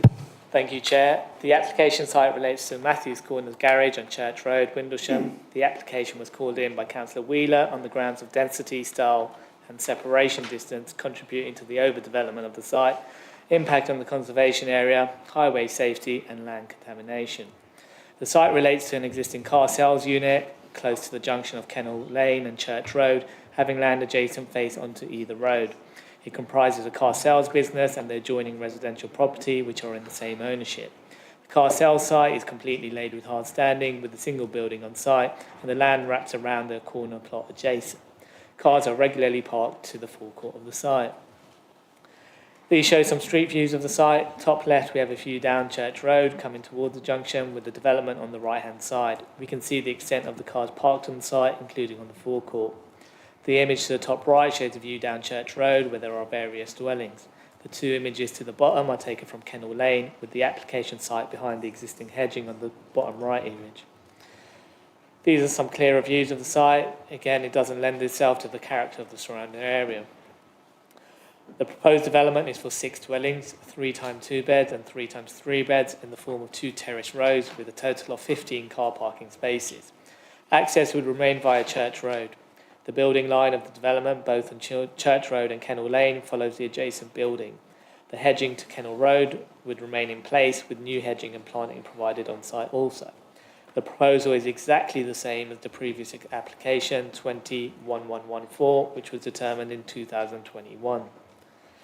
These are the proposed elevations of the properties. There are some slight variations in the architectural approach, but in their own right they are considered of a good quality. Here we have a couple of views of the proposed street scenes on Church Road and Kennel Lane. As we can see, the heights of the buildings are not materially greater than the existing buildings on the corner, whilst of a higher quality appearance, similarly on Kennel Lane. This is the proposed illustrative landscaping scheme. The existing car sales site is completely hard standing, and the development would introduce planting on site in addition to the green front and rear gardens. As set out before, the proposal exactly replicates the previous application, which was refused in 2021. It was refused on 3 grounds: greenbelt inappropriateness, harm to the character and appearance by reason of density and height, and lack of a legal agreement in respect of SPA mitigation measures. Members are advised that introducing any new reasons for refusal, given the development remains exactly the same, would be wholly inappropriate. Since the refusal, there has been a change in policy context. We have the new MPPF, which sets out what type of development is now not inappropriate within the Greenbelt. We have a greater emphasis on the need for homes, as well as the need to redevelop underutilised brownfield sites like this. We are also unable to demonstrate a 5-year housing land supply. As the development is grey belt land and meets the tests of paragraph 155, reason for refusal number 1 is addressed, whilst the payment has been made to address reason for refusal number 3. Paragraph 11D is engaged, where the default position is in essence to grant permission unless the harm significantly and demonstrably outweighs the benefits of the proposal. Therefore, whilst the report acknowledges some harm to the character and appearance, this is not considered significantly more harmful than the overall benefits of the proposal, and therefore planning permission is recommended for a grant of permission. Thank you, Chair. Thank you, Neville. We have a number of public speakers on this application this evening. First up, I'd like to call Jeremy Russell Lowe.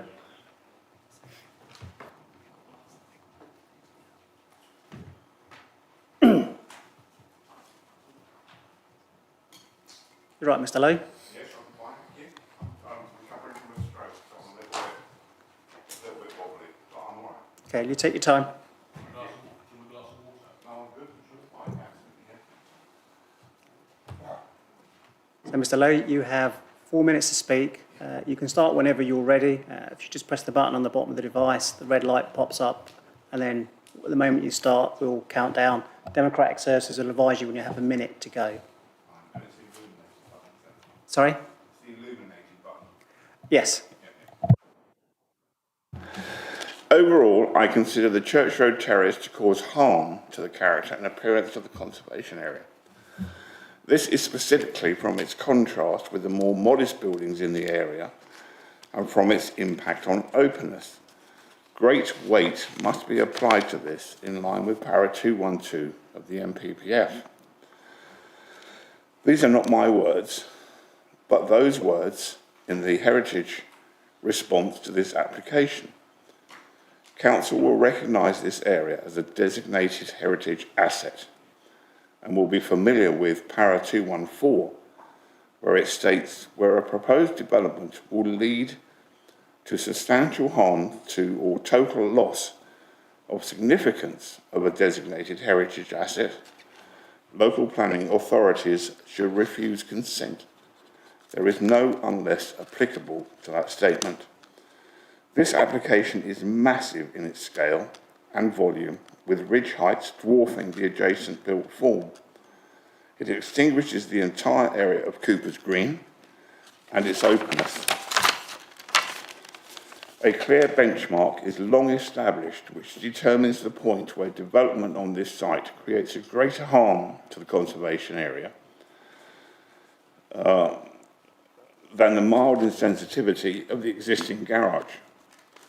Heritage Officer Higgins, in response to 090273 on this site, stated, the previous roadside green, Cooper's Green, of this area could be indicated by setting any new building behind what would have been an historic frontage. A terrace of 3 cottages away from the road would address the historic layout of the area. Higgins concludes development without respecting such features will incrementally undermine the special interests of the area and ultimately lead to its cancellation as a conservation area. Pages stuck together.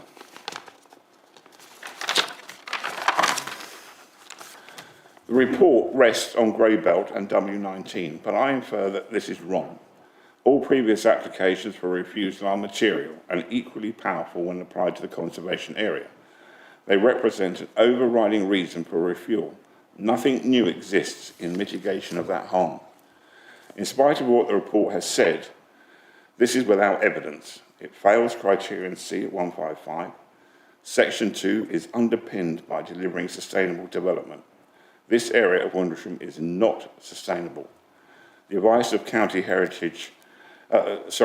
Highways has repeatedly advised that proposed dwellings are not located in a sustainable location. The planning officers have also stated this at refusal. Still further, it is a matter of case law that the inspector dismissing the appeal at Calgary, immediately adjacent Shanklin, states the proposed units would be in an unsustainable location. This is pivotal, as is Windlesham Plan 2.1. At 774, the average along Church Road is less than 6, not 21. At 7.3, the Higgins solution delivers housing in support of the borough numbers. This is a designated heritage asset put in place by this very council to protect it. Its heritage is particularly centred around this site. It is Windlesham's earliest settlement. Its setting must be preserved in order to secure our history, our heritage, the public realm, and our sense of place. Thank you. Thank you, Mr Russell Lowe. Members, do you have any questions for clarification, Mr Russell Rowe?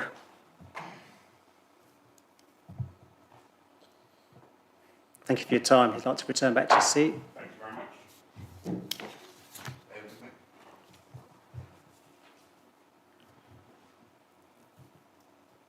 Our second speaker in objection to the application is Christopher Clark. Can I ask you to come up, please?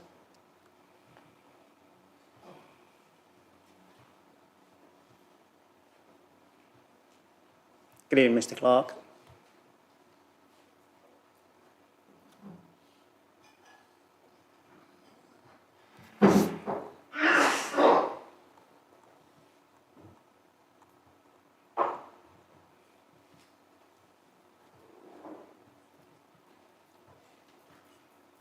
As per the instructions earlier, you have 4 minutes. You start when you're ready, and Democratic Services will tell you. Mr. Chairman, members of the committee, good evening. Still good evening, I think. My name is Christopher Clark. We've lived in Kennel Lane, close to Matthews Corner, for over 40 years. Thank you for inviting me to explain our objections to this application and why you should reject it, in spite of the recommendation to accept. In essence, the Planning Office report is seriously deficient in a number of respects, and the conclusion to accept is indefensible. By the report's own admission, the only material changes since the last application are the deemed classifications of the site as Greybelt and a SAM payment. I'll comment on neither. However, I would remind you that in recommending refusal in 2020, the report concluded the proposal is considered to be inappropriate and harmful development, and would be harmful to openness due to the quantum of built form. It would be detrimental to the spacious character of the area. The recent report brushes aside the latter conclusions and fails to give any substantive, evidence-based reasons why the Greybelt classification overwhelmingly overrides the factors underlying the 2020 conclusions, which have not changed. I must stress that in responding to the many previous applications, including this one, we've always supported a more modest development of the site, of a size and density which retained the openness of Church Road, respected the nature of the conservation area, and was consistent with the neighbourhood plan. We would still like to see such a development, but sadly, once again, not this one. In section 6.2 of the report, which addresses the objections to the application, there are multiple instances where definitive conclusions are drawn without giving reasons to justify them. I'd urge you to consider them carefully, as they clearly underpin my arguments about the inadequacy of robust reasoning. In short, Mr. Chairman and members of the committee, you are being asked to accept a recommendation without being told the reasons why the balance has shifted since the unequivocal decision to reject in 2021. The extent of the shift is seismic, and the previous 5 recommendations to refuse have now become an unequivocal recommendation to accept. Yet the only material change is the substitution of grey belt for green belt, with absolutely no regard for the significance of either the conservation area or the neighbourhood plan. Need I remind the committee that not only did 98% of respondents in the referendum on the plan consider, and I quote, conservation area and heritage assets to make a very important contribution to the nature and character of the Windlesham plan, to the nature and character of Windlesham, but the plan itself was also then endorsed by SHBC. Unless, of course, it is being suggested that the overriding justification for acceptance is that the financial contribution to CIL payments and council tax for infrastructure projects elsewhere justifies an otherwise highly deficient application on other grounds. If this is the case, again, there is no explanation or justification. You might also wish to ask yourselves why the same applicant has never appealed previous decisions to reject, perhaps having always been advised he'd lose. Your decision will, of course, be open to judicial review. As a former chairman at the Competition Commission, I have considerable experience of challenges to decisions by public bodies. If there is one thing I learned, it is that the decisions made without substantial reasoning and justification are always vulnerable. Mr. Chairman, members of the committee, thank you. I trust for these many reasons you will reject the application. Thank you. Members, do you have any questions of the Speaker as a point of clarification?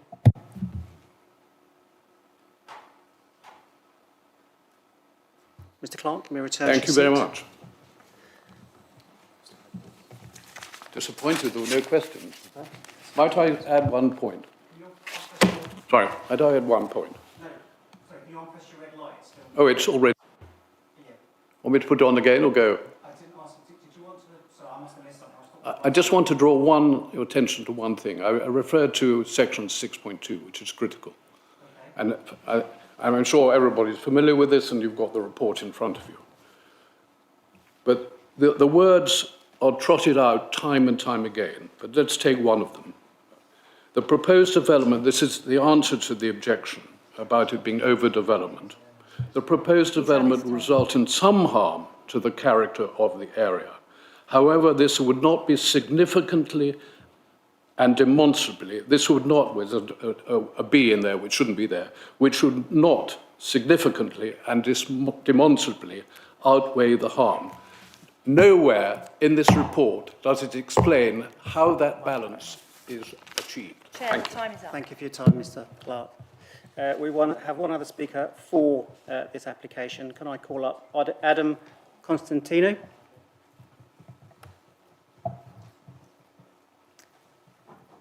Mr. Constantino, you have 4 minutes. You start whenever you're ready. If you press the button on the device in front, the red light will come up and Democratic Services will advise you when you have a minute left.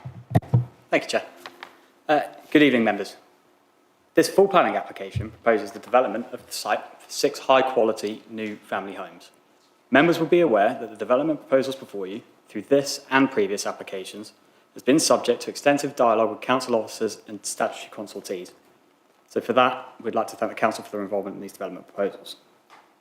Following significant changes to national policy last December, the site comprises greybelt land in the form of a car dealership sited on the eastern side of Church Road.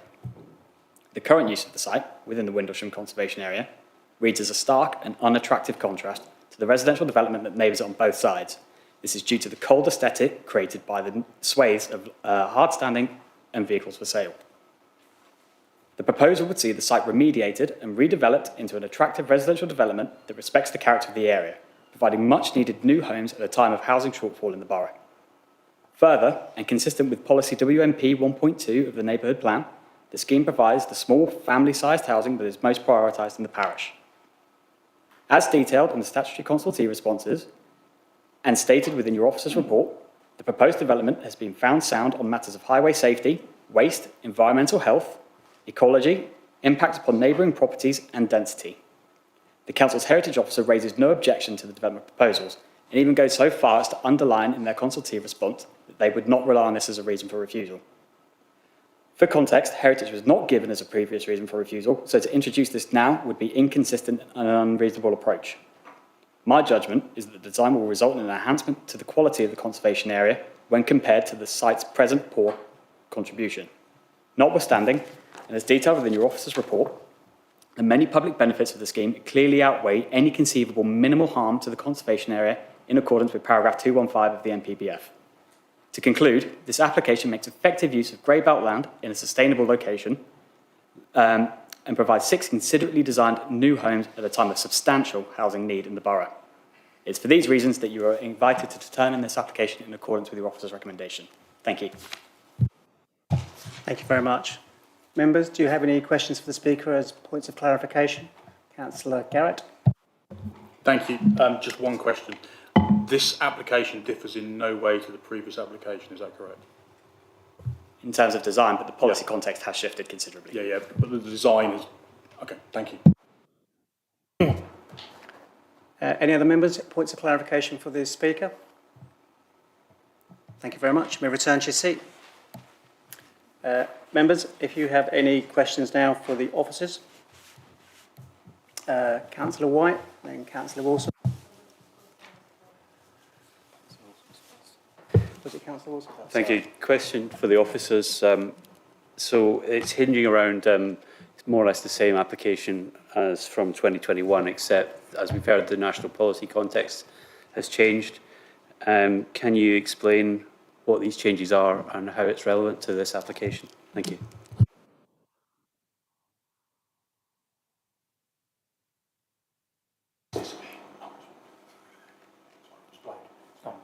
Sorry. So, I mean, the first change is the key change to the Greenbelt assessment. As part of the assessment, this falls within Greybelt land, having been considered previously developed land and meeting the tests of paragraph 155. So therefore, there's no impact on the Greenbelt, there's no assessment on the openness of the Greenbelt. There is also then a greater emphasis on house building as a result of the NPPF, and also a greater emphasis on the redevelopment of underutilised brownfield sites such as this. Most importantly, there is paragraph 11D being engaged, where, as the council cannot demonstrate a 5-year housing land supply, any adverse impacts would need to be significant and demonstrably outweigh any benefits of the proposal. Thank you. So the change that brought about Greybelt rules, that happened in December 2024, and it's part of the current government's manifesto. We addressed this previous application recently, and we found that that application failed the golden rules that all have to be met. Why does that not apply to this application? The golden rules only applies to major development, which this is not. Thank you. And your final point, the council's housing target, annual housing target, was doubled in December as well by the current government. And the council previously had in excess of 5 years housing land supply, and now it only has about 3 years. And can you explain the difference that that makes to this application? As we can't demonstrate a 5-year housing land supply, the default position essentially is for a presumption in favour of granting permission unless the impacts are significant. So the adverse impacts, looking back to what still survives from the previous reasons for refusal, the adverse impact remaining is adverse impact 2, harm to the character and appearance of the surrounding area by reason of density and height. Does that adverse impact significantly and demonstrably outweigh the benefits of changing an ugly car park site into something more in keeping with the village? Thank you. No, as set out in paragraph 7.14 of the report on page 78, we don't believe it does. Thank you. Councillor White. I have to say my questions were the same, if not similar, but I'm still at a loss as to, although it's not green belt now, it's grey belt, the paragraph that was read out by the resident about the proposed development by virtue of layout, plot size, scale, massing and building height would result in excessive quantum of development, etc. That only applies for green belt then?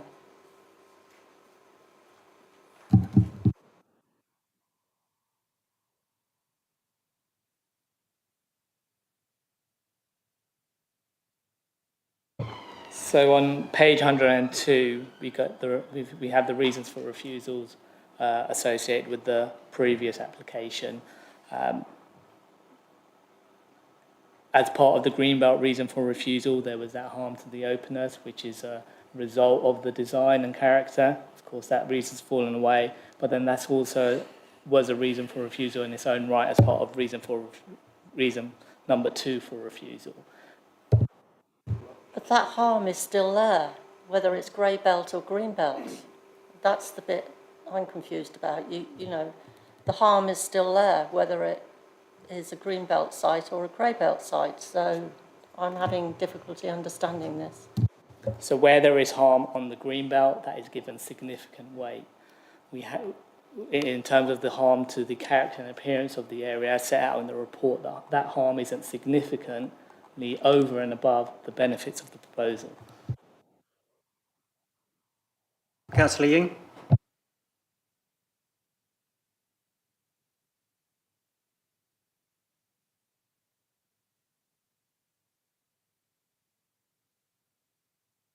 Sorry, thank you. So in 6.2, I noticed that the proposed, in the table, they said that,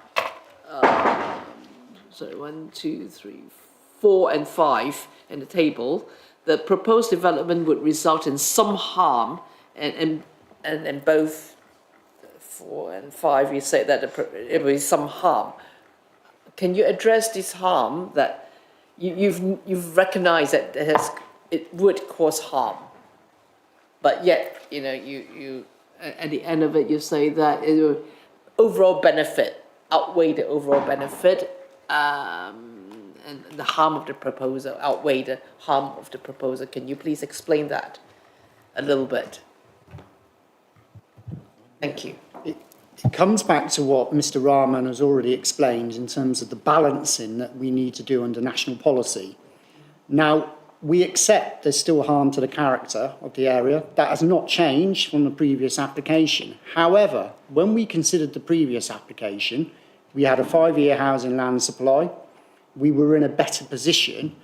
And so it was easier to justify that harm on the character of the area. The situation has now changed because, as we've already explained, the national policy has changed. We don't have a 5-year housing land supply. And therefore, in terms of the balance, it's shifted. And it means also there's no greenbelt harm because the government stance on that has changed. So the totality of the harm that we previously had has reduced, whereas the benefits of the scheme have increased because of the government's take on it. And that's why we have to refer to what's called the tilted balance. That's paragraph 11D, which is on the screen at the moment. And then we need to determine whether or not we think that harm is so significant and so demonstrable to outweigh those benefits. Now, in the officer's opinion, we're saying no, that's not the case. That character harm is not enough to outweigh the benefits that the scheme provides, including providing the housing, including the other benefits that Mr Rahman has already explained? I think just to add, it's probably worth for members' benefit to go to paragraph 7.14 of the PAC report, page 78, which fully explains the points raised by Mr Partington and Mr Rahman in his presentation. Councillor Quinn. Thank you. To be honest, I can't really see any harm really. That's just my personal view. Obviously, officers have acknowledged there's some, but the Balancing Act means that the benefits outweigh the negatives.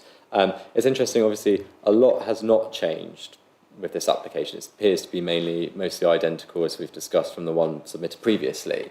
But I thought it was really interesting to note that the Windlesham Society now seem to be supporting the application when they previously objected to it. So I'm wondering whether the existing eyesore of the car parks become worse in the intervening few years, because they seem to actually support it now and suggest it would be, I think they've said it would be a welcome addition to Windlesham that would improve the character of the area. I think I'm looking at the right application, and they opposed it last time.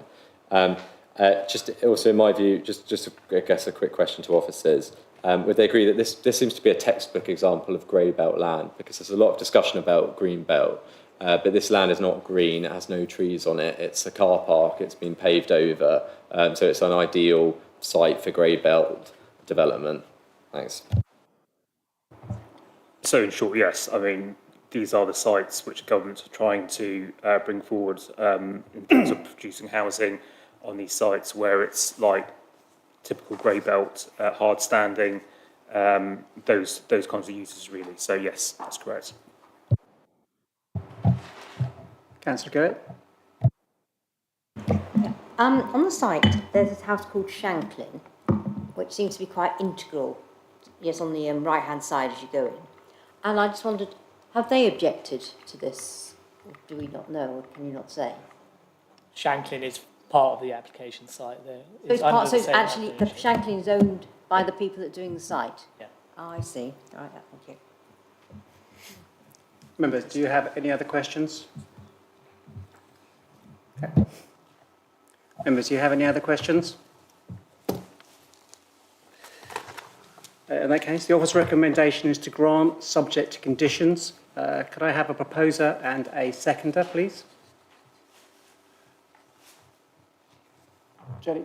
So, proposer, Councillor Jonathan Quinn, seconder, Councillor David Whitcroft. Thank you. Can I ask for a show of hands to grant?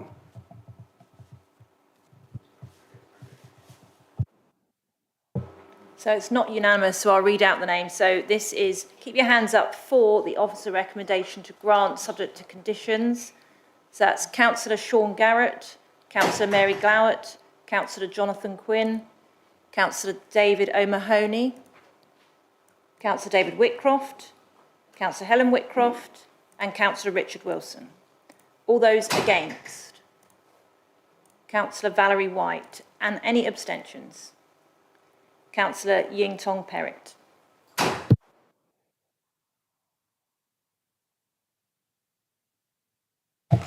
I'll take the Herman.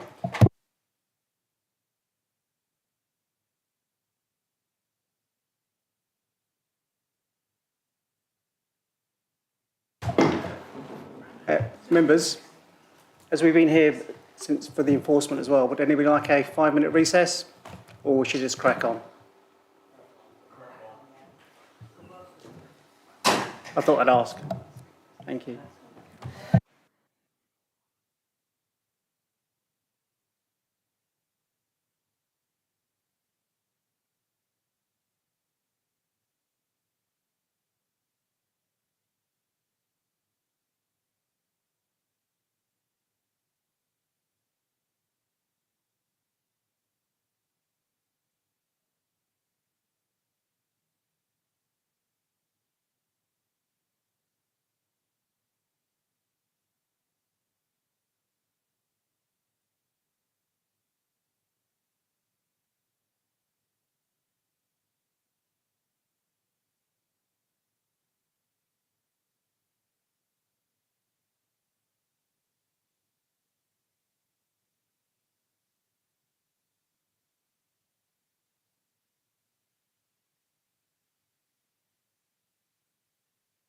Welcome back, Councillor Tedder.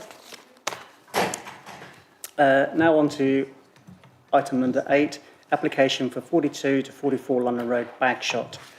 Duncan, if you'd like to introduce the application, please. Thank you, Chair.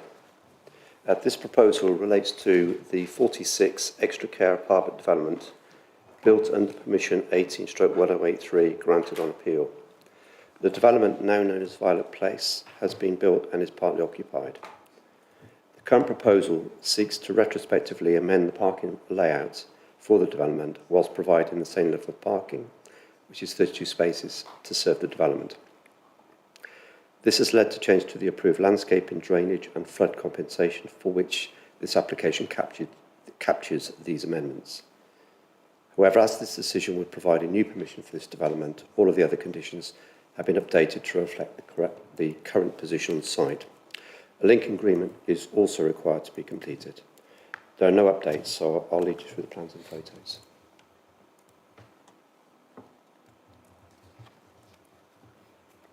The site location plan on the right-hand side of the slide shows the former properties on this site.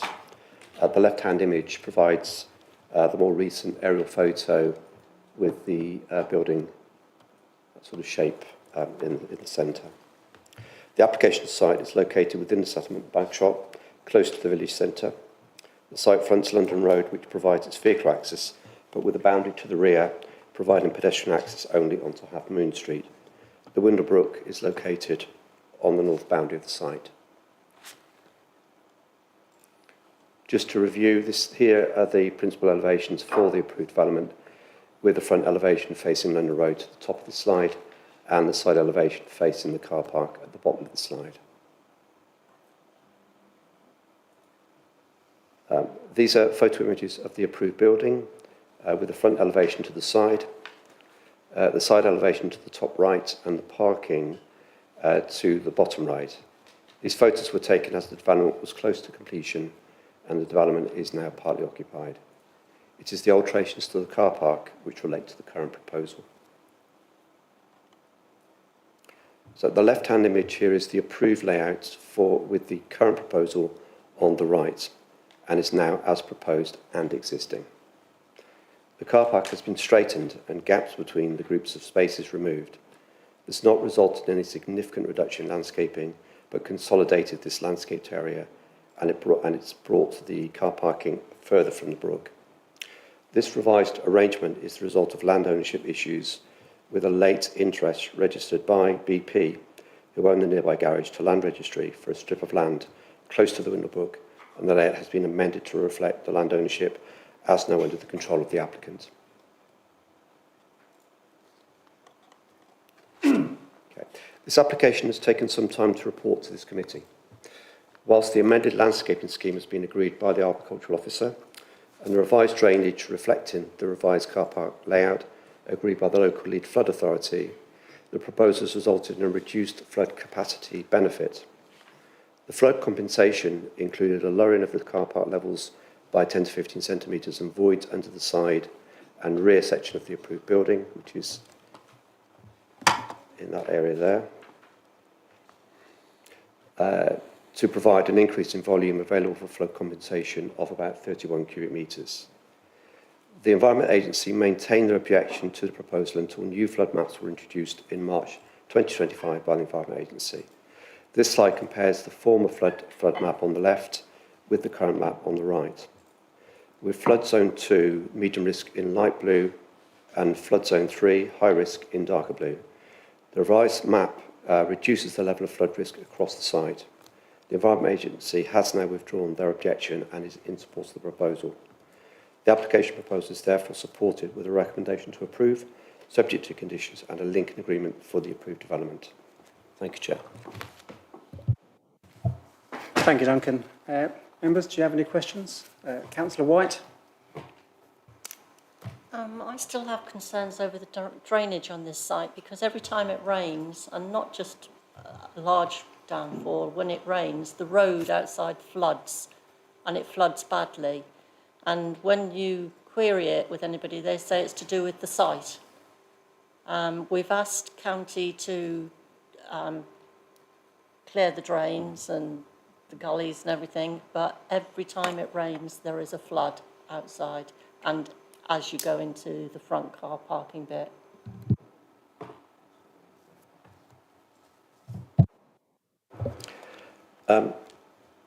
I understand. I've had discussions with our drainage engineer about issues of flood events, etc., in that area, and the main ones were back in 2006, 2007, which were quite extensive to the area. Sorry, can you? I'm sort of trying to speak to you. I'll move on. Yeah. Okay. So I spoke to the drainage engineer regarding sort of the flood issues in this area, historic ones. And whilst 2006 and 2007, where there were the very major floods across, globally, if you like, across the area, and there's been some more minor ones more recently, there have been issues around principally around the A30 and the Bridge Road at the back. And a lot of that is, as you say, is to do with the highway, understanding of the highways.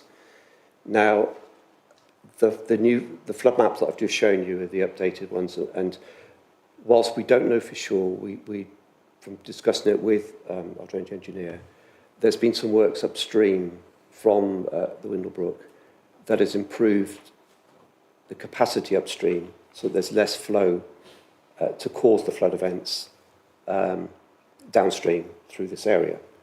Now that may be the reason why the flood maps have changed so dramatically here, and therefore the flood events are a slightly different position. His thoughts are that the main issue is around the highway drainage and there are ways that could be done to improve that so that the flooding doesn't occur on the roads. The actual brook in this location is about a metre lower than the application side, both at the Bridge Road end and also at the London Road end. It's quite deep there.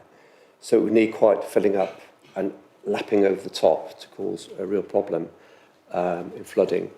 But what it was stressed to me is that it's not this site that's caused this, and certainly this does provide, albeit fairly small, a benefit to flood compensation, which is there. So I think that whilst we're aware of these historic events and nobody can predict the future, certainly the new flood maps show a different perspective for what's happening on the Windle Brook in this location. The new flood maps has increased flood risk in other locations, but here it's actually reduced it. Members, do we have any other questions?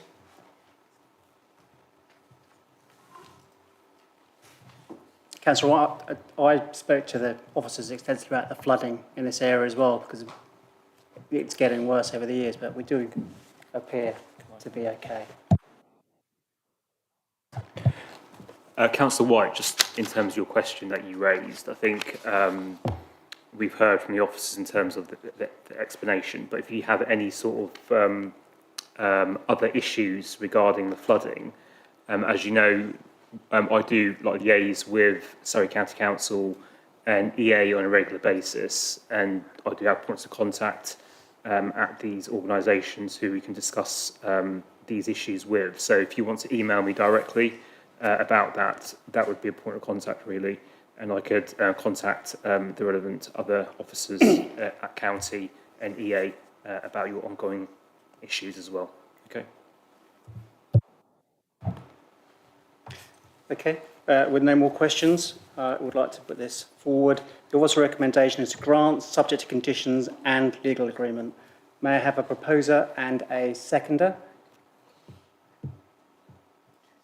Proposer is, who would you like that to be, Chair? Councillor Sean Garrett? Sean Garrett, his arm. He was quicker. Sorry, I saw a few hands. And seconder, Councillor Ying Tong Perrott. Okay, may I have a show of hands for approving this application? That's unanimous.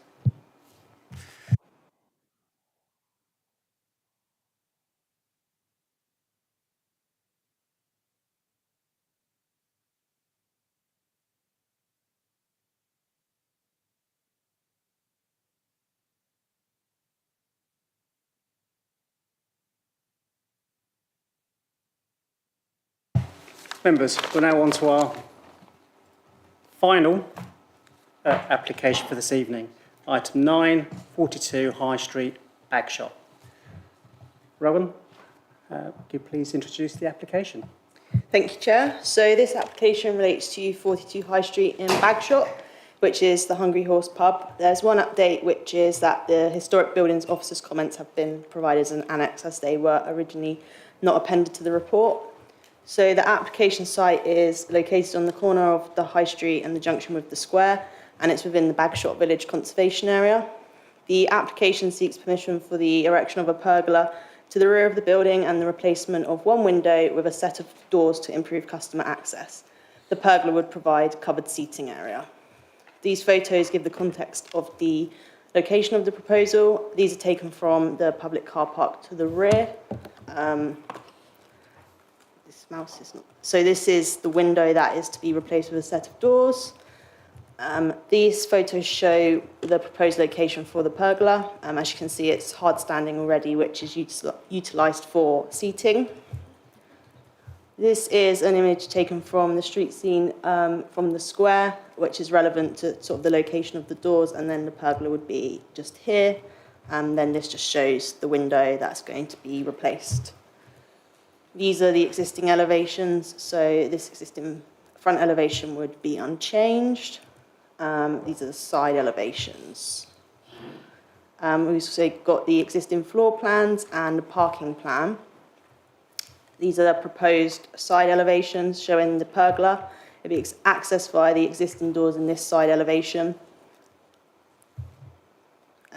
And here are the proposed rear elevations, which show the pergola in position and the doors. The pergola would be constructed from aluminium that's anthracite in colour with aluminium slatted side panels and will be visible from the car park at the rear. The materials for the doors would match the existing windows. This is the proposed floor plans and parking plan. Parking plan shows that the disabled parking spaces, which are currently located here, would be relocated and enlarged. It would not reduce the overall parking on the site, and County Highways have raised no objection. And this just shows a plan for the pergola and the covered seating.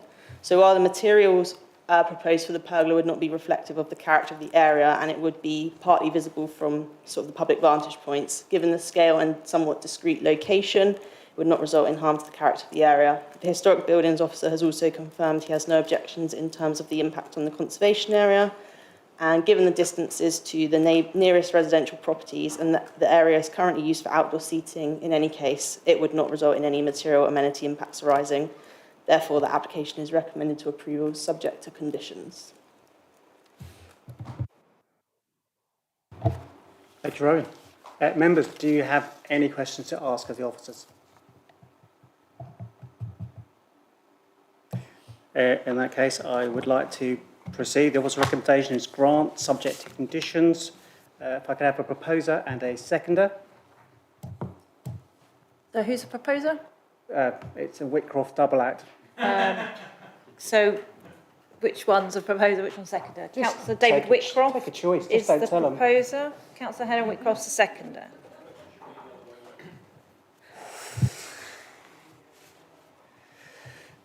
Members, can I have a show of hands for granting this application? That's unanimous.